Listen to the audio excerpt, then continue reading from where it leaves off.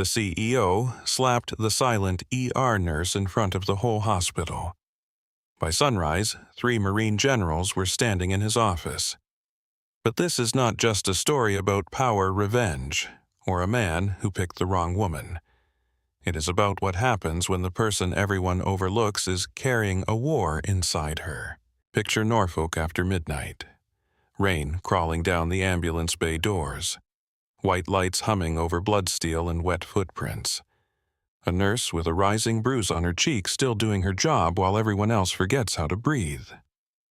Maybe you know that feeling. The one where life humiliates you in public, and somehow you still have to stand there like nothing inside you just broke. Stay with me because this story goes far deeper than you think. Like the video and comment where you're watching from. If you know that feeling, then you already know something about Claire Maddox. At St. Catherine Regional Trauma Center in Norfolk, the night shift did not begin so much as take possession of the building. Daylight belonged to polished shoes, clipped meetings, donor plaques, and people who still believed suffering could be managed with scheduling software and the right tone in a conference room. Night belonged to the real thing. Night belonged to blood in the grout lines, to sudden silence after a scream, to the cold fluorescent mercy of a hospital that never closed its eyes. Out in the distance, the harbor breathed fog into the streets. Cargo horns drifted in low and mournful from the water. Ambulances cut through it all like blades. Claire arrived at 10:48 every evening. Never 20 minutes early. Never a frantic last-minute rush. Just enough time to walk across the employee lot while the city changed color and the lights from the shipyard trembled in puddles near the loading dock. Norfolk, in late winter, had a way of making every street look honest and every person look tired. Rainwater clung to curbs in silver seams. Wind pushed off the Elizabeth River with a chill that worked its way under collars and through bone. Claire parked a 10-year-old silver sedan in the same corner space, every shift far enough from the main entrance to avoid the cameras and the cluster of smokers who treated every break like a jury deliberation. She turned off the engine and sat with both hands resting on the steering wheel. Not praying, not thinking, just listening. Rain tapped against the windshield with patient fingers. Somewhere out beyond the parking structure, a siren rose and then cut short. Claire checked the rearview mirror once, not to study her face, but to confirm what she always confirmed. Eyes clear, hands steady, mouth set. No cracks where anyone could see them. Inside the employee entrance, Walter Briggs stood behind the security desk with a paper cup in one hand and a scan wand lying idle on the counter. He was somewhere past 60 broad through the shoulders in the way old Navy men and dock workers stayed broad long after the rest of life had begun to tax them. His mustache had gone white years ago. One knee stiffened in damp weather, and the whole building knew it because he talked to it out loud whenever storms rolled in. He looked up as Claire approached. Evening Maddox. Evening Walter. He scanned her badge without looking at the screen. Storm is coming in hard tonight. Claire slid the badge clip back onto her pocket. Then the city will send us everything it forgot to feel earlier. Walter barked out a short laugh. That sounds about right. Drunks car wreck somebody pretending chest pain because he wants a bed instead of a bus bench. Claire glanced toward the hallway. Only one pretending. Walter lifted his cup toward her in salute. Now see, that is why the residents are scared of you. She gave him the smallest movement at one corner of her mouth, not a smile exactly, then pushed through the next set of doors and disappeared into the hospital. The corridor behind the emergency department smelled like bleach coffee gone bitter on the burner, damp coats, and something citrus someone had sprayed to cover the truth and failed. A transport orderly hurried past with a blanket tucked under one arm and a chart held awkwardly between two fingers. Somewhere overhead, an intercom page crackled and died in the middle of a surname. The break room door stood half open with television noise leaking out through the gap. Claire walked past all of it without slowing and went straight to supply. That room was the only place in St. Catherine that felt honest to her. No speeches, no power plays, No false urgency meant for the benefit of nearby witnesses. Just shelves, labels, clean logic, and items that either worked or did not. She shrugged off her coat, hung it on the same hook she always used, rolled the first crash cart into position, and began. Saline flushes, gauze, tourniquets, airway kits, sterile tape, chest decompression needles, catheter trays, trauma shears. One by one, Claire touched every item exactly once. She checked the seal, checked the date, returned it to the drawer in the position it belonged. Her hands moved with the kind of rhythm no nursing school taught. Too efficient for habit alone, too quiet for nerves.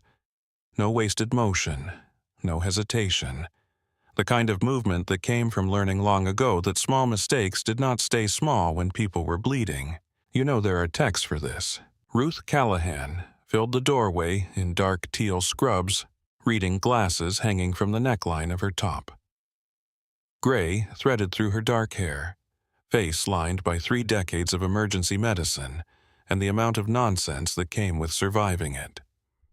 She had the broad, grounded presence of a woman who had spent most of her adult life stepping between chaos and the people it wanted first. Claire did not look up. They miss things. Ruth stepped inside and folded her arms. You miss sleep. Sleep is a rumor. At my age, Ruth said, sleep is religion. That got the edge of a real smile from Claire, small and gone in an instant. Ruth noticed everything. She always had. While everyone else in the department described Claire with words like cold, strange, quiet, or intense, Ruth saw the details.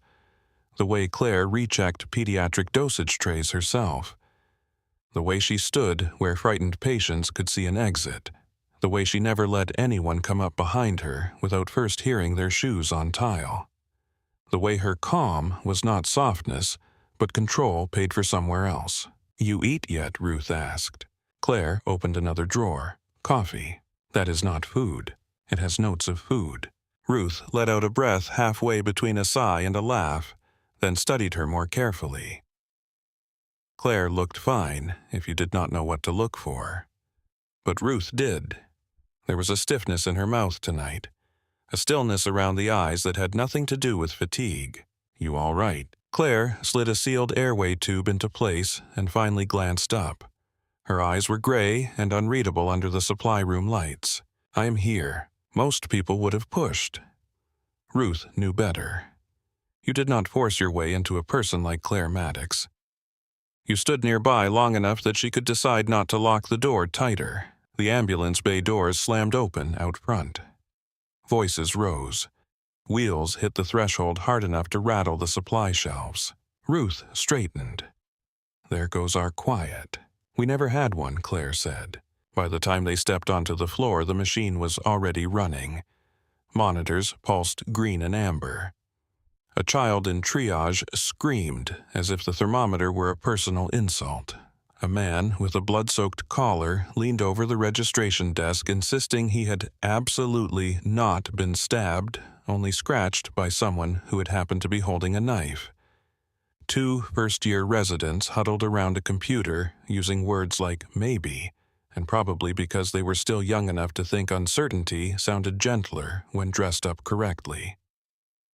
An older woman with swelling at the base of her throat sat bolt upright in a wheelchair, clutching a grocery bag in both hands, as though it held the last steady thing in her life. Claire moved through them all with her head down and her attention everywhere. The staff called her the ghost, never to her face, always just behind it. The name had started during a brutal stretch 6 months after she was hired, when winter storms collided with flu season and the city sent in everything it had at once. Overdoses, frostbite, bus collisions, domestic violence, uncontrolled diabetics, panic attacks that looked like heart attacks that tried to pass for panic attacks. Through all of it, Claire had not once raised her voice. She had not cried in the medroom, had not snapped at a resident, had not joined one single break room complaint session. She simply appeared where the room was beginning to fracture, steadied it, and moved on before gratitude gathered enough shape to become a conversation. People found that unsettling. Panic looked human. Calm made them suspicious. Calm made them feel measured even when no judgment was coming. At 11:21, the overdose came through the bay. 23-year-old male found unresponsive behind a convenience store off Granby Street. 2 doses of Narcan given in the field. Blood pressure falling. Possible fentanyl exposure. The paramedic delivering report was young and rain-soaked gloves smeared with something dark that smelled like motor oil. The patient looked as if somebody had emptied him out and shaken the last of his color onto the gurney. Lips gray. Sweat at his temples. One tattooed arm limp across his stomach. The other twitching now and then with the beginning of a fight his body had not fully rejoined yet. Dr. Tyler Grant reached the room with a tablet in hand, and the kind of confidence that had been praised so often it had begun to mistake itself for experience. He was 28, smart, handsome, crisp, in all the ways that mattered during daylight rounds and far fewer of the ways that mattered at 11:21 on a wet Tuesday night in a real emergency department. "She is float staff," he muttered to the medic when Claire stepped to the head of the bed. Ruth did not even look at him. "Then float yourself into being useful, doctor." The room moved. Oxygen on, suction ready, airway laid out, blood pressure cycling. Another nurse drawing up medication. A tray clattering somewhere near the wall because nobody on their first trauma month ever remembered how slippery tile got under hard shoes and rainwater. Claire touched the patient's neck with 2 fingers counted under her breath, then bent close enough to smell the chemical sourness on his skin. "Narcan ready," another nurse called. "Give it," Claire said. Tyler looked up sharply. "I did not order that." Ruth snapped the ampule open. "Then order it faster." The medication went in. 3 seconds, 5. Then the patient came off the bed as if launched by terror itself. He tore against the straps, eyes wide and blind, not seeing the people in front of him, only whatever hell his nervous system had decided he was still trapped inside.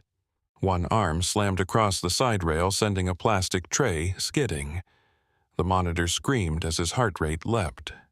A tech swore and stumbled backward. Tyler flinched when the patient's hand clawed the air inches from his face. "Hold him down," Tyler barked. "No," Claire said. She said it softly. The whole room heard it. Claire moved to the head of the bed, not the side where fists searched for enemies. She laid one hand across the man's forearm. Not forceful, not restraining, just there. "Look at me." The patient spat a curse and thrashed harder. "Breathe first," Claire said. "Fight later." His eyes rolled toward her without landing. Her fingers shifted half an inch to a pressure point near the wrist, technical and exact. The muscles in his arms stuttered. Not enough to incapacitate. Just enough to interrupt the spiral. "That is it," she murmured. "One breath." He dragged in air like it hurt. Claire adjusted the oxygen mask, brought it into place, aligned his jaw, and stayed there while the panic burned through him and began to crest. "You are in a hospital," she said. "You are not dying tonight." Nobody moved for 3 long seconds. Then Ruth snapped the room back to function. "Second line, restraints secure. Somebody get a real pressure. And Dr. Grant, if you are going to stand there, at least stand somewhere useful." There was brief, nervous laughter from one of the nurses. Tyler's face darkened. He grabbed at the monitor leads with more force than necessary. Within a minute, the patient's breathing settled enough to count. Within 3, the room had a pulse again. Claire stepped away, first stripped off her gloves, and reached for a fresh saline bag as if none of it required commentary. Tyler stared at her over the gurney rail. "How did you do that?" Claire hung the bag and smoothed the line once between her fingers. He needed a wall, not a war. Tyler opened his mouth, but Ruth shoved a chart into his hand before he found anything sharp enough to protect his pride. "Write your note, doctor. Leave out the part where a nurse did your room for you." The next few hours came the way emergency medicine always came when the city was in one of its moods. A fisherman with chest pain who turned out to be having a panic attack and an actual myocardial infarction at the same time. A 12-year-old with a broken forearm who bit her father when he tried telling her not to cry. A woman in a wine-stained blouse whispering that she had fallen down the stairs while fresh fingerprints darkened around her wrist. A diabetic veteran found disoriented near the naval base in bedroom slippers and a coat too thin for the temperature. Two brothers with split brows, broken knuckles, and a story neither could tell without lying. Claire moved through it all with the same quiet precision.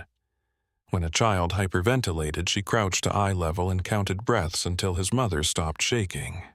When a combative man tried to rip out his IV, Claire caught his wrist without hurting him and told him in a voice just above a whisper exactly how much worse the next 10 minutes would be if he kept going. When a tray of instruments came up one short, she noticed before the physician did. She noticed everything. Around 2:08, the floor reached that strange hospital lull, thin enough to pass for mercy. The waiting room was still full, but the screaming had dropped to muttering. The televisions near triage ran a weather update with the volume too low to hear, and just high enough to make people stare without understanding. One janitor buffed the far side of the hallway with the solemn focus of a man who had stopped believing in visible results years ago. Ruth found Claire in the break room standing at the sink with a cup of coffee she had no intention of finishing. Two residents sat at the table with paper plates and the smug fatigue of young men who thought surviving a hard night made them veterans of something. Tyler was one of them. The other was Dr. Sean Parker. Third year, quick smile, weak spine, always laughing half a beat too long at someone else's cruelty. Sean tossed a bald napkin toward the trash and missed. "All I am saying," he said, which meant he was about to say something stupid, "is trauma needs granite, not silk." Tyler leaned back in his chair. "She takes things too personal. You can see it." Ruth tore open a sugar packet she had not intended to use and stirred it into her coffee anyway. "Funny," she said. "From where I am standing, the only fragile thing in this room is male ego." Sean smirked because he thought he had not yet lost. "Come on, Ruth. She is good, sure, but this is different. High acuity, fast decision-making, real pressure." Ruth set the spoon down. The small metal click cut across the room. "I have watched Claire Maddox stabilize rooms that had already started falling apart around physicians twice your age. I have watched her de-escalate psych holds catch medication errors, talk down men built like doorways, and keep children breathing while their parents forgot how. You two keep confusing quiet with weak, because the world trained you to believe volume is authority." Tyler sat up straighter. Nobody said weak. You did not have to. Sean looked away first. Tyler stared into his coffee as if it had betrayed him. Ruth took one sip, grimaced at the taste, and walked out. Claire stood at the sink the whole time without turning around. After a few seconds, Tyler asked, less sure of himself now, "Did she hear that?" Claire rinsed the cup, dried her hands, and answered without looking at him, "You should recheck room 7's potassium before you sign those labs." Then she left. At 4:03 in the morning, with the hardest rush over and the next one not yet arrived, Claire stood near a supply alcove eating half a protein bar in 3 measured bites. A newer nurse named Marissa Ortiz came around the corner looking for flushes and stopped when she noticed the notebook in Claire's hand. It was not a grocery list or schedule. It was a drawing. Neck anatomy, vascular mapping, muscle groups. Tiny notes in neat compressed handwriting marking pressure points and airway angles. Marissa blinked. "You draw anatomy for fun?" Claire kept the pencil moving. "It keeps my hands honest." "For what?" Claire looked up then. Not annoyed, not inviting. Measuring whether the truth would fit in the room. For the moment, people stopped being rational. Marissa gave a nervous laugh, unsure whether that counted as a joke. "That happens every hour down here." "Exactly." Claire closed the notebook and slid it back into her pocket. The sky beyond the ambulance bay began shifting from black to charcoal. Day shift arrived carrying expensive coffee and fresh conversation smelling like dry coats and recent sleep. Night shift watched them the way battle-worn people watch tourists, with fatigue, suspicion, and the smallest amount of contempt. Claire gave report finished charting, and went to the locker room. Under the fluorescent mirror, she peeled off her gloves and scrub top with the same neat care she brought to everything else. No jewelry came off because she wore none. No makeup needed fixing because she did not bother with any for nights. She changed into dark jeans, a fitted gray sweater, and a black coat, with the collar turned up. Her hair came loose from its tight knot and fell to her shoulders for a handful of seconds before she twisted it into a lower one. One of the younger day nurses glanced at her reflection and smiled. "You look different off the clock." Claire closed her locker. That is the goal. Big plans. Claire considered the question as if it required more honesty than the speaker expected. Sleep. Outside, the city had gone pale and cold. Norfolk at dawn had none of the romance people gave it in postcards. Delivery trucks backing into alleys. Seagulls fighting over torn bags near a storm drain. A woman in church clothes standing under a bus shelter with her eyes closed, as if morning itself were too loud. Naval Station traffic building and slow steel lines. The smell of salt diesel rain and old concrete. Claire drove through all of it to a narrow apartment building in Ghent that looked exactly like the sort of place people forgot as soon as they looked away. Brick front. Buzzing hallway light. A neighboring door with an umbrella stand no one used properly. Inside her apartment, everything was clean enough to look temporary. No clutter, no decorative pillows, no family gallery on the walls. Just a bookshelf with medical texts, a dog-eared volume of war poetry, and one black mug drying upside down beside the sink. She locked the door, washed her hands, then washed them again. Not obsession. Ritual. Soap to wrist. Nails scrubbed. Water hot enough to raise color in her skin. When she changed into a soft shirt and loose pants, she folded her street clothes before placing them in the hamper. Then she crossed to the bedroom closet and moved aside a row of neutral blouses and plain jackets. Behind them sat a small wooden box, old wood, brass corners worn dull, surface scratched by travel and years, dial lock polished smooth by frequent use. Claire placed it on the bed and turned the dial without looking. Click. Inside velvet lining held a life she never spoke about. A scorched black patch with a silver bird rising through flame.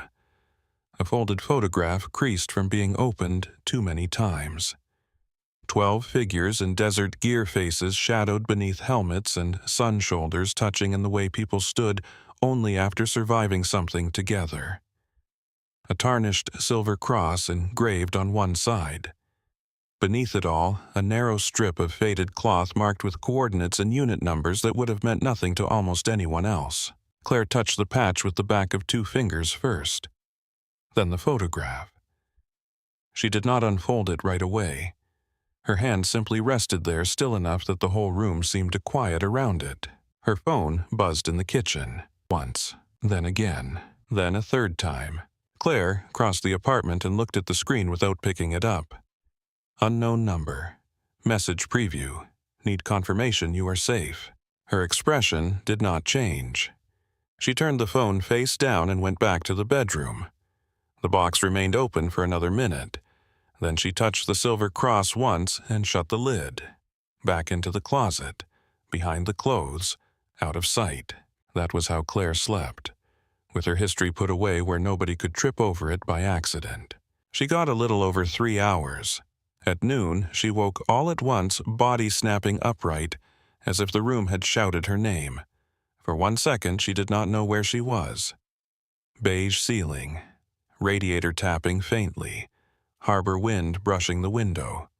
Not fear exactly, more like a body that remembered other ceilings and other alarms and needed a moment to agree this one was safe. She sat on the edge of the bed until her breathing slowed.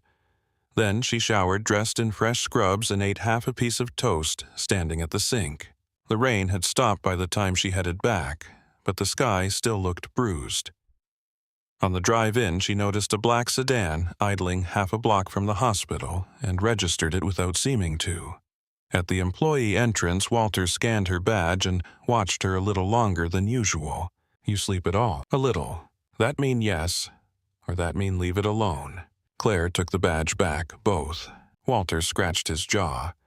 Lot of black cars around this morning. Norfolk has no shortage of men who think tinted windows make them look important. Walter laughed. Fair enough. Inside, the hospital felt different in daylight. Harder somehow. More performative. Administrators glided down hallways with expressions that suggested suffering was regrettable, but paperwork was sacred. Residents walked faster and spoke louder. Nurses clipped medication packets open with the efficient impatience of people who had slept, but not enough to make them kind. Ruth found Claire near the medroom and handed her a pair of gloves. You look tired. I am tired. Ruth blinked at her. Well, look at that, growth. Claire pulled on the gloves finger by finger. Do not get used to it. Ruth lowered her voice. Building feels strange today. Claire glanced toward trauma, where two residents were arguing over imaging. It is a hospital. Strange is baseline. No, Ruth said. This feels expensive. Claire did not answer, but she felt it too. Some shifts arrived loaded before the first crisis ever crossed the doors. A pressure in the walls, a hum under the floor. The sense that somebody somewhere had already made a decision that would land on the rest of them later. The day moved anyway. A child in asthma distress arrived blue around the lips and left breathing easier 10 minutes after Claire knelt beside him while respiratory sealed the mask. An old man with chest pain grabbed Claire's wrist halfway through an IV and whispered, "Do not let me die in this place." "You are not dying today," she told him. And he believed her because she said it like fact, not comfort. A young woman came in, shaking so hard she could not hold a pen. Her boyfriend answered every question for her until Claire looked at him and said, "I asked her." He stepped back. By early afternoon, the waiting room was crowded. Tempers wore thin. The charge board shifted from yellow to red. Claire was restocking a crash cart near the far trauma room when the private ambulance pulled into the bay. That was when the air changed. Not because the patient was sicker than the rest. Because power had arrived with him, and power always made ordinary people forget what mattered first. Claire looked up at the sound of doors opening. A cluster of suits moved in the wake of the stretcher. Phones came out. A registration supervisor appeared from nowhere. Someone from administration started hurrying in polished shoes that had likely never touched a trauma room without witness. Ruth looked up from the desk and muttered one sentence under her breath. Oh, hell.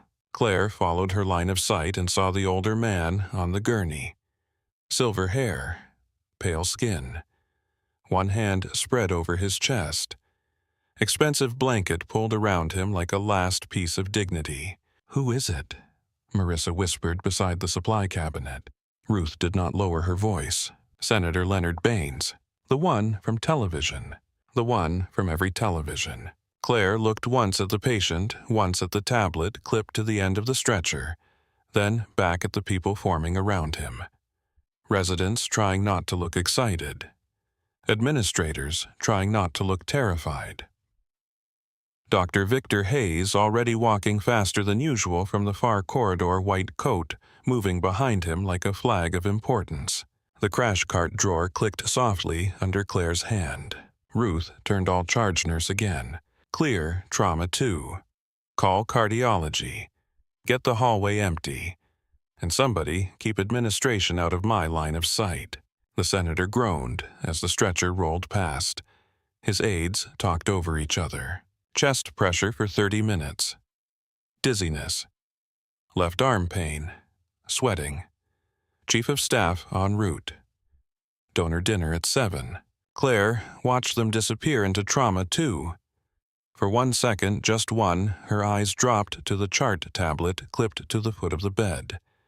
Then she reached for the crash cart and pushed it after them because sometimes the first sign that a room is about to break is not noise. It is order moving a little too fast. By the time Claire crossed the threshold into the hall outside Trauma 2, the whole department had taken on that strained brightness hospitals wore when money and medicine were forced into the same room and neither intended to leave quietly. The senator lay half upright against the raised bed, his skin pale under the fluorescent wash. Silver hair damp at the temples, one hand spread over the center of his chest as if he could physically keep his heart from betraying him in front of witnesses. His shirt was open at the collar. A dark suit coat had been folded over a chair with the kind of care people reserved for expensive fabric and fragile reputations. One aide stood at the bedside with 2 phones and the stare of a man trying to manage optics while biology ignored him.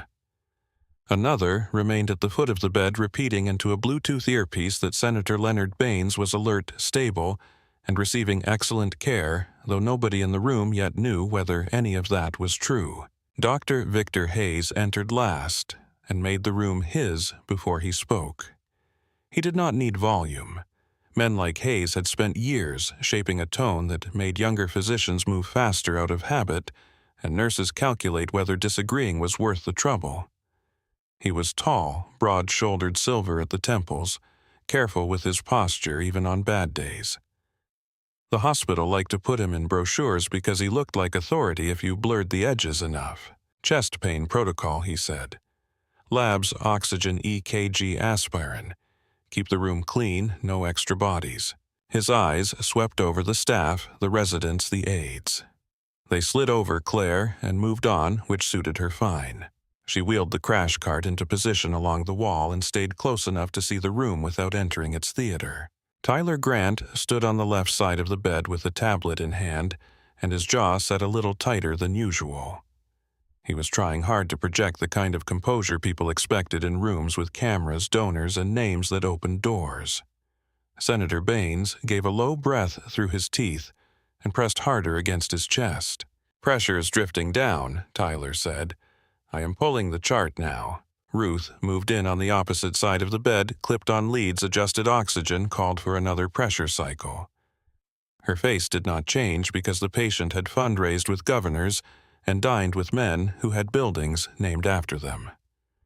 She had been in emergency medicine too long to grant social status any authority over heart muscle.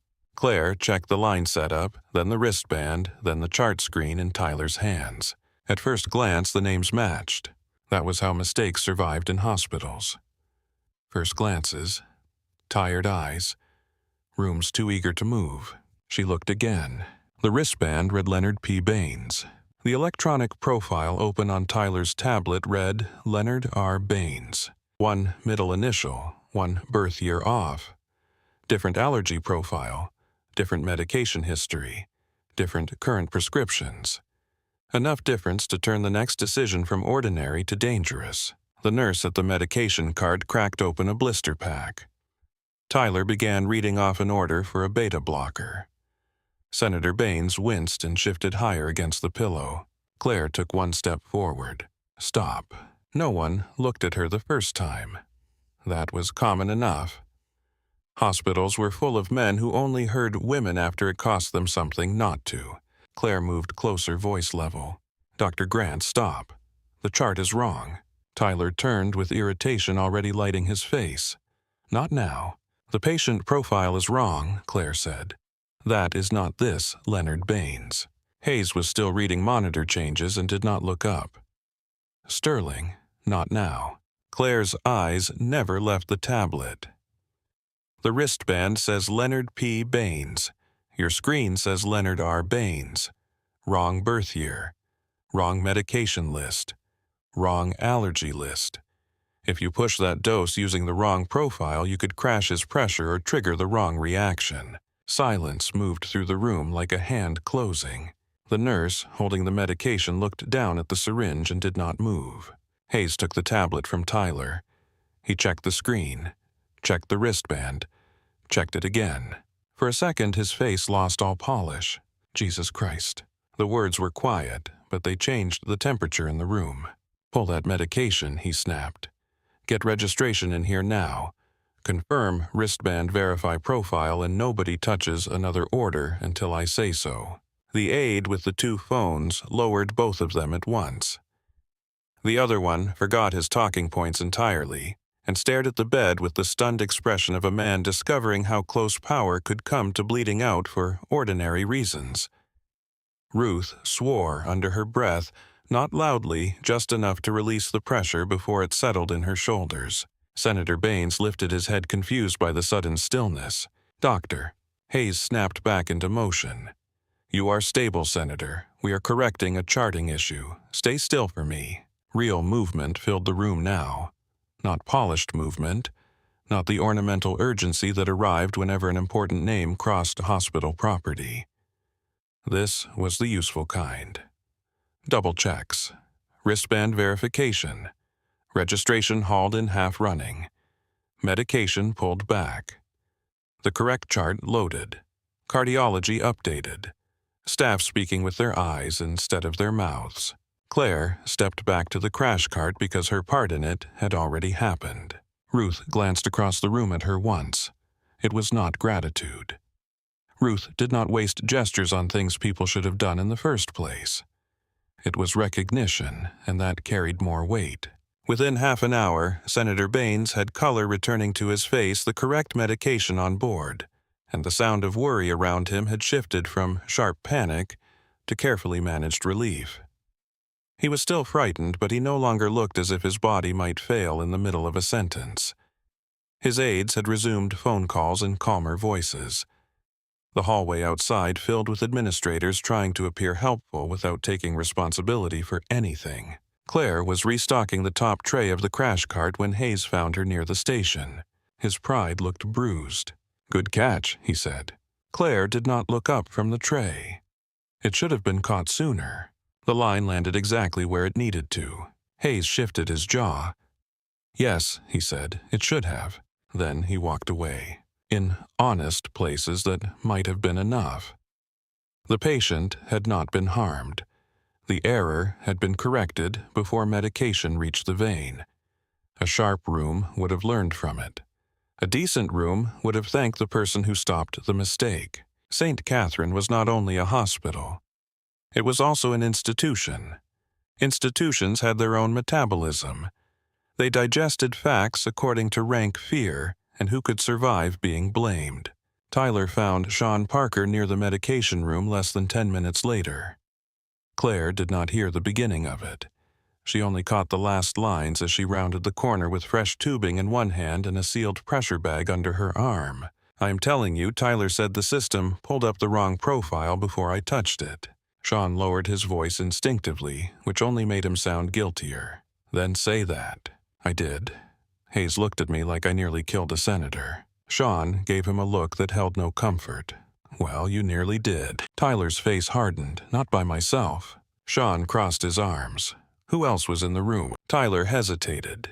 It only lasted a second, but Claire saw the choice happen in real time. Saw the fear reach for a softer target and find one. "Sterling was around the station before the patient arrived," he said. "She handles chart checks all the time. If somebody opened the wrong profile under the wrong patient, how would I know?" Sean's eyebrows rose. "Are you saying she did it?" Tyler looked down the corridor anywhere but at the truth. "I am saying I walked into a mess that was already there." The lie was thin. That was what made it dangerous. Thin lies slipped through cracks faster than large ones. They did not need to stand upright under inspection because most people never inspected them at all. Claire kept walking. Not because she had not heard, because she had. Not because it did not matter, because it did. She kept walking because she knew exactly what kind of man Tyler Grant was in that moment. The kind who could not bear the weight of his own near failure, and so reached for the quietest person in the room and laid it there. By shift change, 3 people had heard some version of it. By late afternoon, the shape had changed. A resident heard Claire had been near the chart before the senator came in. A charge coordinator heard there had been confusion about who accessed the file first. An administrative supervisor heard there might have been a nursing error involving a VIP profile. By evening, confusion had become suspicion. By 8, suspicion had become something simpler and crueler. Claire Maddox made an error on the senator's chart and then tried to cover it by correcting the room after the fact. The story moved because it was useful. Sean did not repeat it directly, but neither did he stop it. Hayes did not spread it, but he failed to kill it while it still had a neck thin enough to crush. That was its own form of permission. The people beneath him noticed. The people above them felt exposed. Exposed people rarely looked for truth first. They looked for containment.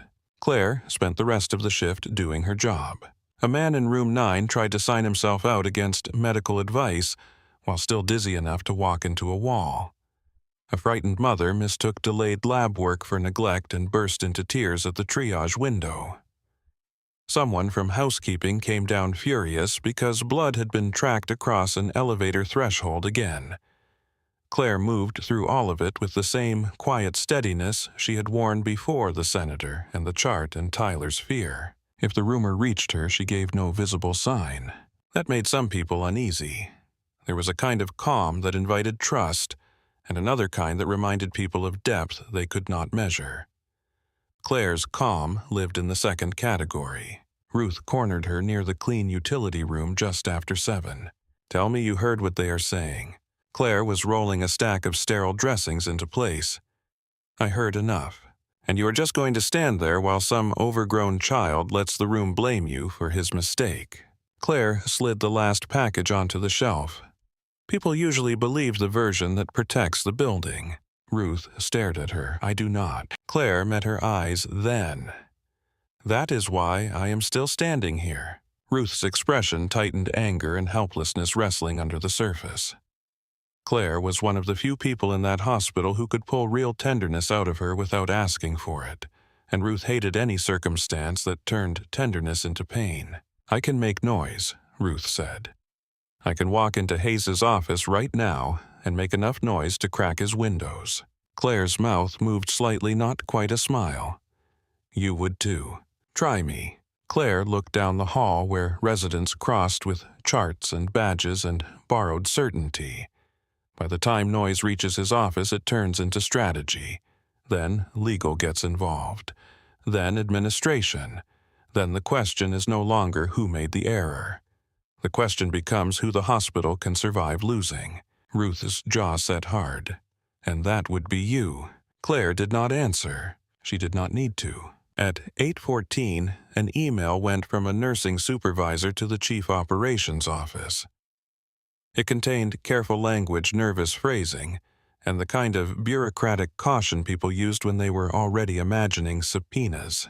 Possible discrepancy regarding VIP chart access. At 8:27, someone in administration added more language. Potential staff negligence involving high-visibility patient. At 8:46, compliance was copied. Legal was copied. One board liaison was quietly informed. The subject line changed shape each time it moved. Every new version grew more sterile and more alarming. By 9:05, the words "possible nurse involvement" appeared in writing. By 9:22, the issue had crossed the border from medicine into reputation. And once something entered the territory of reputation, it no longer belonged to the people who had actually witnessed it. Claire was in trauma 3 at 9:37, drawing labs from a construction worker with a crushed hand, when Tyler stepped into the doorway and stood there too long. "If you are here to hover," Claire said without looking up, "hover somewhere less obstructive." The patient on the bed snorted through pain. Tyler did not. "I did not mean for it to go this far," he said. Claire tightened the tourniquet and met the patient's eyes. "Fist for me." The man obeyed. Tyler took one step inside. "I was trying to explain the sequence. That is all." Claire found the vein cleanly on the first try. Dark blood filled the tube. "Sequence," she said, "is a polite word for fear." Tyler's face flushed. "I almost got burned for a system issue that was not entirely mine." Claire removed the needle-pressed gauze into the patient's palm and straightened. Now he had her full attention, which made him look younger and less certain all at once. "You almost harmed a patient because you looked at a room and assumed urgency could replace accuracy. Then you heard your own footsteps behind you and chose my name because I speak less than you do. Do not dress that up for me." Tyler swallowed. The patient watched both of them with frank interest, the way people in hospitals often did when they realized drama was happening nearby and nobody could leave. "I said I did not mean for it to go this far." Claire labeled the tube and placed it in the rack. Intention is a beautiful thing, Doctor. It never has to stand trial next to consequence. She walked past him and out into the hall. Tyler remained in the doorway with the expression of a man who had expected resistance and gotten accuracy instead, which felt worse. Near the nurse's station, Marissa glanced up from the printer and then away too quickly. Two techs stopped talking when Claire passed. One unit secretary pretended to be absorbed in a screen she had not been reading 10 seconds earlier.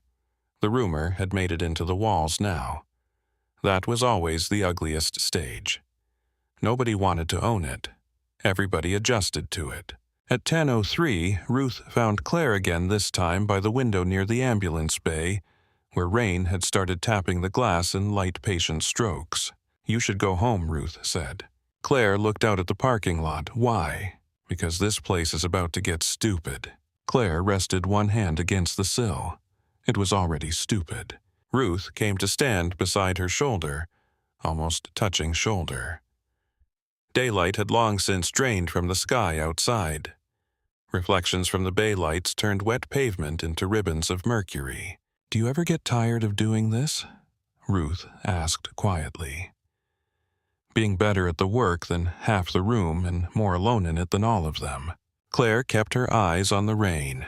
Yes, that single syllable landed heavier than a speech would have. Ruth let out a long breath.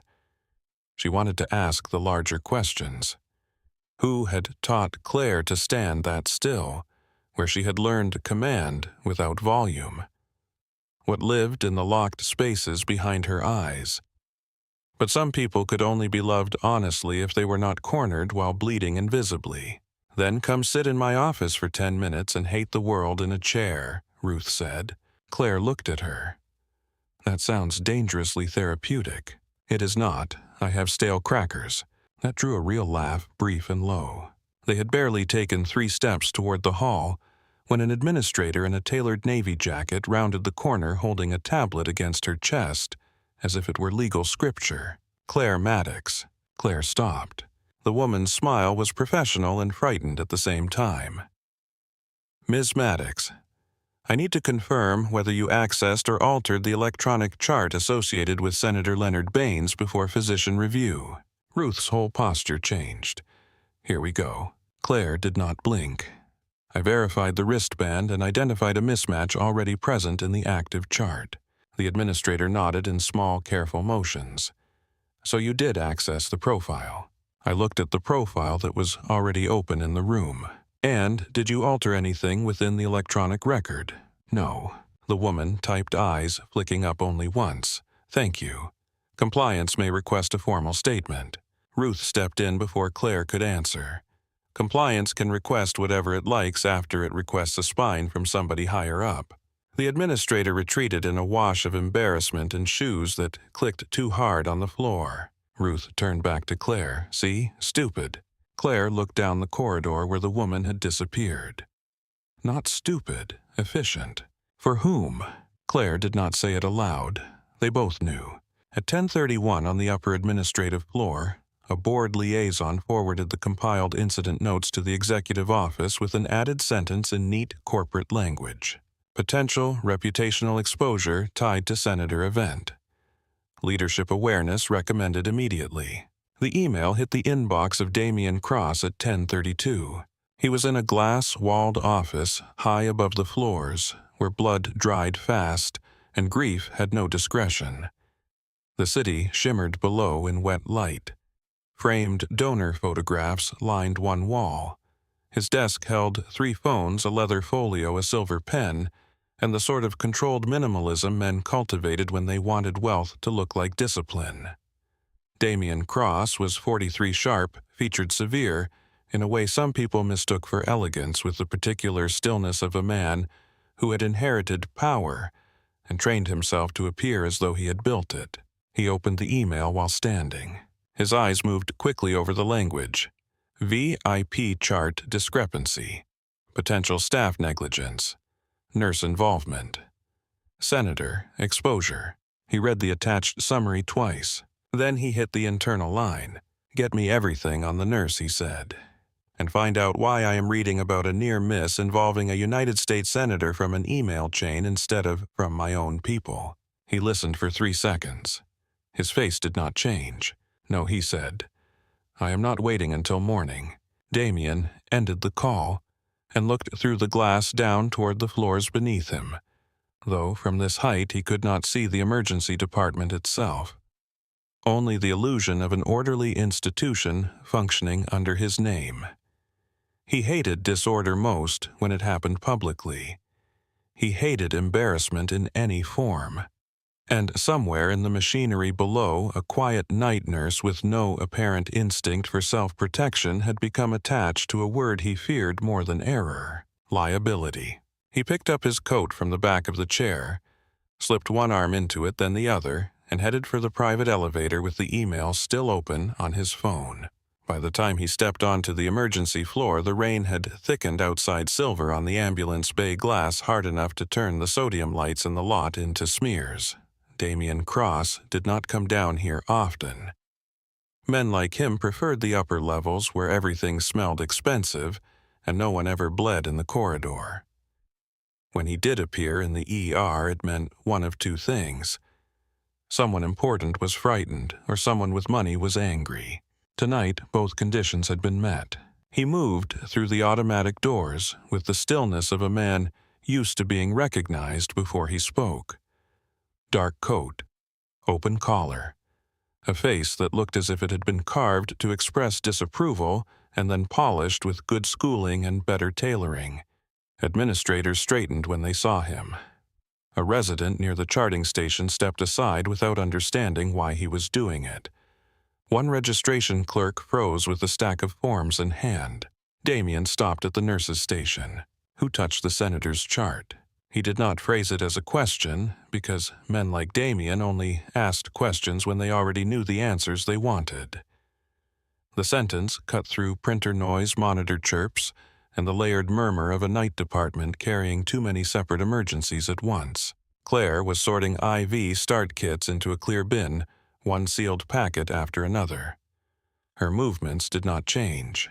Ruth looked up from a chart and saw Damien at the same time Claire did. She started toward the station at once, but the floor was wrong and the distance too long. Damien's eyes landed on Claire because Power always noticed the one person in the room least interested in performing obedience. He crossed to her. My board is getting calls, he said. I asked a question. Claire lifted her gaze slowly. Her expression gave him nothing. The wrong profile was loaded in trauma too. I corrected it before medication was pushed. His jaw tightened. Corrected by who? By me. A humorless sound escaped him. After you entered it wrong in the first place. Claire placed the last IV kit in the tray and squared the edges with her fingertips. I did not enter it. That is not what I heard. Then you heard wrong. Silence spread outward from the station like a drop of ink in water. 10 feet away, Tyler Grant stood with a chart in his hand and enough guilt on his face to light the room if anyone had cared to examine it. Sean Parker looked down at a screen that had gone untouched under his fingers. Marissa Ortiz froze near the printer with labels curling uselessly into the tray. Damien's face did not contort. That was the dangerous thing about him. He did not look out of control. He looked like a man making a decision he believed the room was supposed to accept. His hand came up with terrifying speed. The slap cracked through the corridor. A metal tray slipped from a clerk's hands and spun across the floor with a thin shriek of steel on tile. Someone in triage gasped. A child cried out. Even the waiting room seemed to stop breathing for one suspended second. Claire's head turned with the impact. Heat bloomed under the bone of her cheek. The fluorescent lights fractured at the edges of her vision and then settled back into place. For the smallest instant, the body registered what had happened with the stunned clarity that comes before pain fully arrives. Another body had crossed a line, publicly, deliberately. In a room full of witnesses, she did not fall. Very slowly, she straightened. Then she lifted 2 fingers and touched the swelling skin with the calm precision of someone assessing damage on a stranger. As her sleeve shifted, a narrow strip of faded cloth flashed at her wrist. Numbers, letters, then fabric again. Damien pointed toward the doors, breathing a little harder now that the thing had happened and could not be called back. "You are suspended," he said. "Get out." No one moved. A veteran surgeon standing near the medication room stared first at Damien's hand and then at Claire's face. Something in his own face changed. Shock first, then recognition of consequence. He said too low for most of the room to hear Christ. He hit the wrong woman. Phones had already started to rise. Not many, just enough. Enough for one angle from triage, another from the station. Enough for memory to have digital copies by the time the upper floors thought to contain it. Ruth reached Claire first. "Are you all right?" Claire lowered her hand from her cheek. Her eyes were clear. A single involuntary tear had tracked down through the heat, the body's small betrayal under sudden force. Her voice stayed level. "I am fine." Damien looked around then and finally seemed to understand that the room was no longer his by default. He saw the phones, saw the faces turned toward him not with admiration or fear, but with something rawer and more human. Disgust, witness, calculation. His anger did not become remorse. It curdled into the uglier thing behind anger when consequences arrive. He turned and walked away. The automatic doors opened for him with their usual obedient hush and swallowed him back into the hallway toward elevators and legal counsel and the upper atmosphere of polished panic. For a few seconds after he was gone, the room remained suspended. Then sound returned in broken pieces. A monitor alarmed. Someone whispered, "Did that just happen?" The child in triage started crying again.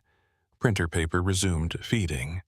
A security officer appeared too late from the far corridor with both hands already empty. Ruth's hands had curled into fists at her sides. "Get security," she snapped. "No, get hospital police. No, to hell with hospital police, get city." Claire Bent lifted the fallen tray and set it back on the counter. "Leave it," Ruth said sharply. Claire looked at her. "I said I am fine. Your face says otherwise. It will bruise either way." Ruth stared at her with the helpless fury of a woman who had just watched something unforgivable happen to someone she respected too much to pity cheaply. Claire gathered the remaining IV kits into her arms and carried them toward supply as if she had simply been interrupted in the middle of a task. Inside the supply room, she closed the door and sat on an overturned crate. Only then did she let herself breathe properly. In through the nose. Hold, out slow. The room smelled like cardboard dust, wrapped plastic antiseptic, and the faint metallic cold of stored instruments. Beyond the door, the ER resumed its indifferent motion. Wheels over tile. Voices rising and falling. The building taking one event and swallowing it into the next because that was what hospitals did. They taught ordinary people that trauma was never singular. There was always another room. Ruth came in less than a minute later, shutting the door hard enough to rattle the shelving. "I am calling the police." Claire kept her gaze on the concrete floor between her shoes. "He is the CEO, and you are a nurse he assaulted in front of half the department. Who do you think they protect first?" Ruth took a step closer. "I will testify. So will others." Claire lifted her eyes then. Ruth saw something there she had not fully seen before. Not fragility. Not shock. A coldness so old it looked almost separate from the present moment. "Then let them," Claire said. Ruth knelt in front of her. Her voice dropped, not losing strength, just losing volume. "You do not have to sit here and take this." Claire touched her cheek again, pressing lightly, as if mapping the swelling beneath the skin. "I know." Her phone vibrated in her pocket. Once, again, then twice in quick succession. Ruth heard it. "Who keeps calling you?" Claire did not answer. Ruth rose to her feet, angry enough to shake. "You are not suspended as far as I am concerned. That is kind of you." "I am not being kind." "No," Claire said softly. "You are being Ruth." That almost broke whatever restraint she had left. Ruth turned away before her anger became something wetter and more dangerous. "Get ice on that, I mean it." Claire gave the smallest nod. When Ruth left, Claire sat alone for another 10 seconds. Then she took out the phone. 17 missed calls, 4 from blocked numbers, 3 from unknown. The rest from internal extensions she already knew she would not answer. A text sat at the top of the screen from a number she had never saved and would have recognized anywhere. "Are you safe?" No signature, none needed. Claire stared at it without blinking. Then she locked the screen and slid the phone back into her pocket. 10 minutes later she walked out of supply and returned to the department. The room quieted as she moved through it. Not because people had nothing to do, because they no longer knew what her silence meant. The bruise had already begun to surface along the line of her cheekbone, darkening by fractions. Someone near registration looked away too quickly. Marissa opened her mouth, closed it, then shoved a stack of labels into a chart rack just to do something with her hands. Ruth stepped out of Trauma 1 and stopped short. Claire picked up a clipboard from the counter. "Bed 12 needs a redraw," she said. The sample hemolyzed. For one disorienting second, several people obeyed before remembering outrage. That was the effect she had on rooms when she decided to move through them instead of around them. The rest of the shift did not return to normal. It returned to function. There was a difference. At 1:07, an intoxicated patient bit a technician hard enough to break skin. At 1:39, an elderly woman with pneumonia desaturated in room 5 and had to be moved. At 2:11, a domestic assault came in with a split lip and a boyfriend insisting the wall had done it. Claire worked through all of it with a bruise deepening under fluorescent light and a fresh, uneasy silence orbiting her every time she crossed the floor. No one told her to leave again. No one was brave enough or stupid enough to try. Near 3 o'clock, she stood at the ambulance bay window with a paper cup of coffee gone cold in her hand. Rain blurred the lot outside into streaks of silver and black. Ruth came up beside her and pressed a fresh cup into her hand without asking. "You should go home." "I know." "Then go." Claire looked out through the rain. Her reflection in the glass showed the bruise now undeniable, dark under the bone. "I will." But she did not move. Not yet. Not while the building still breathed around her. Not while the ache in her face still held the shape of another person's hand. Not while the phone in her pocket felt heavier than it should. At 3:41, sirens sliced through the storm and turned every head in the bay toward the doors. The first ambulance hit the threshold hard enough to rattle glass. Then the second. Then a third, lights washing red and blue across the wet floor. The medics did not walk these patients in. They drove them through the bay like time was already running out. 3 military casualties, the lead medic shouted over the noise. Vehicle rollover off I-64. 1 head trauma. 1 pelvic crush. 1 altered and combative. Possible blast exposure before impact. We need trauma rooms now. The word military changed the room in its own particular way. Not because soldiers mattered more than civilians, because they brought a different kind of damage with them. Damage that did not always stay inside the skin. The first gurney rolled past with a young specialist unconscious under blood-soaked gauze wrapped around his scalp skin, white as paper. 1 medic squeezing a bag valve mask and hanging onto a line with the other hand. The second carried a sergeant in his late 20s, pale and sweating, 1 hand clenched over a sheet tented awkwardly above a badly damaged pelvis. He was conscious enough to ask if his driver was alive. No one answered him. No one answered. The third patient came in fighting. Not fighting the staff. Fighting whatever memory had climbed inside him and locked the door. He was broad through the shoulders, even strapped to the gurney. Maybe 26 hair buzzed, close dog tags, flashing at the torn collar of his thermal shirt. Blood ran from a cut over 1 brow down the side of his face. 1 restraint had already loosened at the wrist. The monitor, clipped at his side, screamed a heart rate so fast it sounded mechanical rather than human. He woke in transport. The medic gasped, struggling to keep hold of the line. Keeps yelling about a convoy and fire. He is not tracking the room. Dr. Victor Hayes appeared almost instantly, white coat open, stethoscope swinging against his chest. He took in the triage with one sweep of his eyes. Trauma 1 for the head injury. Trauma 2 for the pelvic crush. Put this one in 3 and sedate him. The medic at the combative soldier's side shook his head hard. His rhythm is unstable. Heavy sedation could dump him. Then restrain him harder, Hayes snapped. The young soldier bucked against the straps with enough force to shift the entire gurney sideways. One hand broke loose and sent a tray of packaged instruments skidding across the floor. A nurse swore and jumped back. The heart monitor screamed louder. Claire stood at the edge of the room with the paper cup still in one hand. She should have stayed where she was. She should have let the floor settle around its own hierarchy, and remembered that a suspended nurse with a visible bruise and a fresh internal disaster had no official place inside another high-stakes room. Instead, she set the coffee down.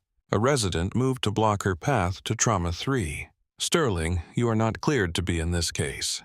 Claire kept walking, then move. It was not loud. That seemed to be the thing about her voice. The quieter it got, the more people obeyed it. The resident stepped aside before his own pride caught up with him. The soldier on the bed was half upright now, eyes white around the irises seeing smoke and roads and fire no one else in the room could see. He was strong enough to be dangerous and terrified enough to be stronger than that.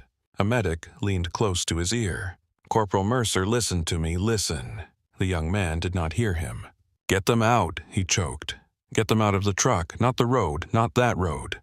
Hayes reached for the sedative anyway. Claire stepped between his hand and the line. "Stop." He stared at her as if he had forgotten she was still in the building. "You are suspended." "He does not need a fight," Claire said. "He needs control." Hayes's eyes narrowed. Then what? Claire looked at the soldier, not at Hayes. Orientation. The word sounded too clinical to explain the effect it had on the room. Corporal Mercer thrashed again, one knee slamming the rail. His free hand struck Claire's shoulder hard enough to jolt her half a step, but she did not retreat. She moved to the head of the bed and placed both hands lightly at either side of his skull. Not pinning, not forcing, anchoring. Then her voice changed. Lower, sharper. Gone was the bedside softness everyone in the ER knew. What remained had command in it. Not theatrical, not borrowed, used. Corporal Eli Mercer. Listen carefully. Route red line is closed. Grid 7 actual. You are stateside. You are not in the convoy. The words hit him like cold water. His body jerked once, and then stalled in the middle of its struggle. A nurse nearest the bed looked from Claire to Hayes in open confusion. Tyler stood in the corner with gloves on, and his face gone blank. Mercer's eyes found Claire's face. Not fully at first, but enough. He stared at the bruise on her cheek as if it meant something in a language he knew. Claire's thumb shifted to a pressure point below the base of his skull, precise and controlled. "That is right," she said. "Stay with me. White walls, fluorescent lights. Virginia. No smoke, no blast, no fire. Give me one breath." His chest hitched. The heart rate dropped from 162 to 148. Still bad, no longer screaming. "Phoenix," he whispered. Nothing in Claire's face moved, but one muscle tightened at her jaw. "Breathe," she said. He did. Then another. Then a third. The room slowly rebuilt itself around them. One medic reclaimed the IV line. Another adjusted oxygen. A nurse secured the wrist restraint again without getting hit. Hayes watched with a look that had passed beyond irritation and landed somewhere closer to uncertainty. When Mercer could finally focus on Claire without trying to climb off the bed, she stepped back exactly one pace. "He needs fluids," she said. A slow push. Watch the pressure when the adrenaline falls off.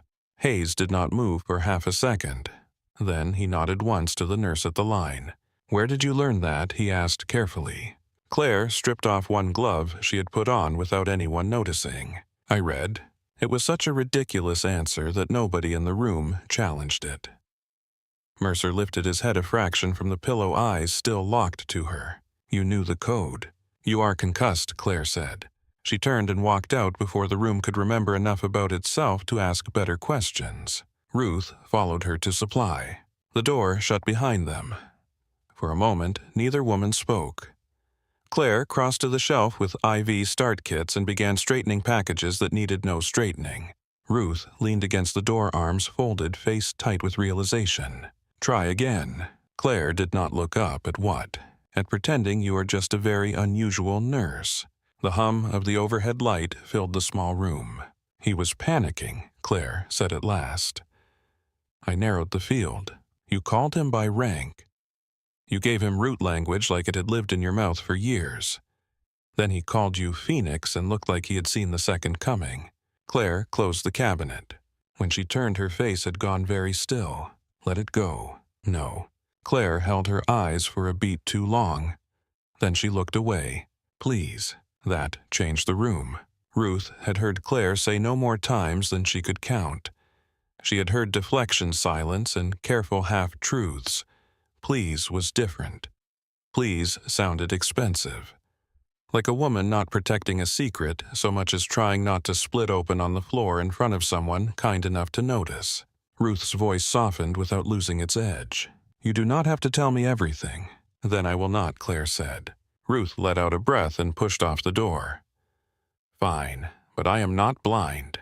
"No," Claire said quietly. "You are not." After Ruth left, Claire stood alone under the light for several seconds. Then very slowly she tugged back the cuff of her scrub sleeve. The faded strip of cloth circled her wrist, worn nearly smooth in places marked with old coordinates and stitched numbers. She touched it once, not sentimentally, more like checking whether an old fracture still ached when the weather changed. Across the street, beneath a dead street lamp and a sheet of cold rain, the black sedan remained parked in shadow. Naomi Pike lowered the binoculars first. Subject, verbally engaged military casualty using retired combat orientation language, she said, fingers moving across a secured tablet. Code string consistent with field protocols decommissioned years ago. Jonah Creed sat behind the wheel with one hand on it and the other braced lightly at his jaw. Rain slid down the windshield in slow silver tracks. The dashboard clock read 4:18. She never forgot, Naomi said. Jonah kept his eyes on the fourth-floor windows. No, his voice held no surprise, only certainty. Naomi glanced over. Protective watch was supposed to remain passive. Jonah's gaze did not shift.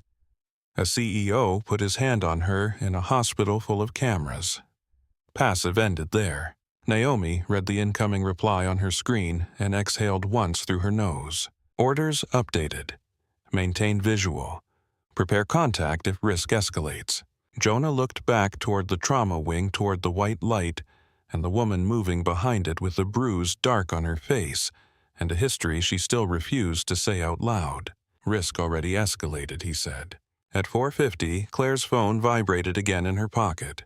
This time, when she checked the screen, the message was short enough to feel like a command, and personal enough to feel like an old wound. Sergeant Claire Maddox, confirm status immediately. She stared at the name that was not signed there and read the words twice. Then she deleted the message. Her hand trembled only once before it went still. Claire deleted the message, slid the phone back into her pocket, and finished the shift without once touching her cheek again. By the time she left St. Catherine, the storm had burned itself down to a thin, cold drizzle that made the parking lot shine like dark glass. Walter Briggs watched her cross beneath the security lights without speaking. One hand lifted from behind the desk, not quite a wave, not quite protocol, something older and quieter than either. Claire nodded once and kept walking. Inside the car, she locked the doors before looking at her phone. 23 missed calls, 6 blocked numbers, 3 unknown, several internal extensions. 1 new text from 4:02 a.m. Stay inside. No signature. She read that one twice, then turned the phone face down in the passenger seat and drove. Norfolk, before dawn, looked scrubbed raw. Wet pavement, retreating streetlights, empty buses, delivery trucks hissing at red lights. The harbor wind pressed mist against the windshield in thin, shifting sheets. A man stood under the awning of a pawn shop, smoking into the rain. A woman in scrubs leaned against a gas station pump, with both hands around a coffee she looked too tired to drink. The city kept moving the way all cities moved after bad nights, with no awareness that one life had just tilted under the weight of witness and memory and the touch of an old title clawing its way back into use. At home, Claire locked the apartment door, checked the windows without thinking, and stood in the quiet long enough to hear the refrigerator hum and the old radiator knock once in the wall. Then she went to the closet. The wooden box came down again. This time she unfolded the photograph. 12 figures in desert dust. Faces shadowed by helmets and sunlight. A woman in the center with her sleeves rolled, one side of her mouth set hard against glare eyes, narrowed at something beyond the frame. Claire touched each face in order with one fingertip. 12. She could still name them all without looking. 7 were gone now. 3 to combat. 4 to the slower war that followed them home and finished what bullets had not. The bruise in her cheek throbbed with each heartbeat. Her throat tightened around air that did not want to move. She sat on the edge of the bed with the photograph in both hands and let the silence settle all around her like sand. The phone buzzed on the kitchen counter. Claire closed her eyes before she stood. This message was longer. Sergeant Claire Maddox, this is General Marcus Hale. We need to speak regarding tonight's incident and your current protective status. Her face did not change. Her hand did. Only once. The smallest tremor in the fingers before she closed them still. Across the street beneath a dead tree and a street lamp leaking pale yellow light, the black sedan remained parked in shadow. Naomi Pike watched the glow from Claire's apartment window and checked the time on the secure thread in her lap. She got it, Naomi said. Jonah Creed sat behind the wheel with his seat-pushed-back coat collar turned up, posture loose in the careful way dangerous men learned after long years of waiting for trouble without becoming visible to it. He had not moved much in the last hour. She will not answer, Naomi said. Jonah kept his eyes on the fourth-floor window. No. How can you be sure? Because disappearing became muscle memory.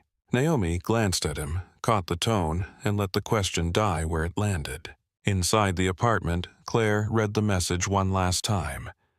Then she deleted it too. Not because it meant nothing, because it meant too much. She returned the photograph to the box, closed the lid, and slid it back behind the hanging clothes. She slept a little over 3 hours. When she woke, it was all at once. By 7:20, the bruise on her cheek had darkened into something undeniable purple under the bone impossible to mistake for anything but what it was.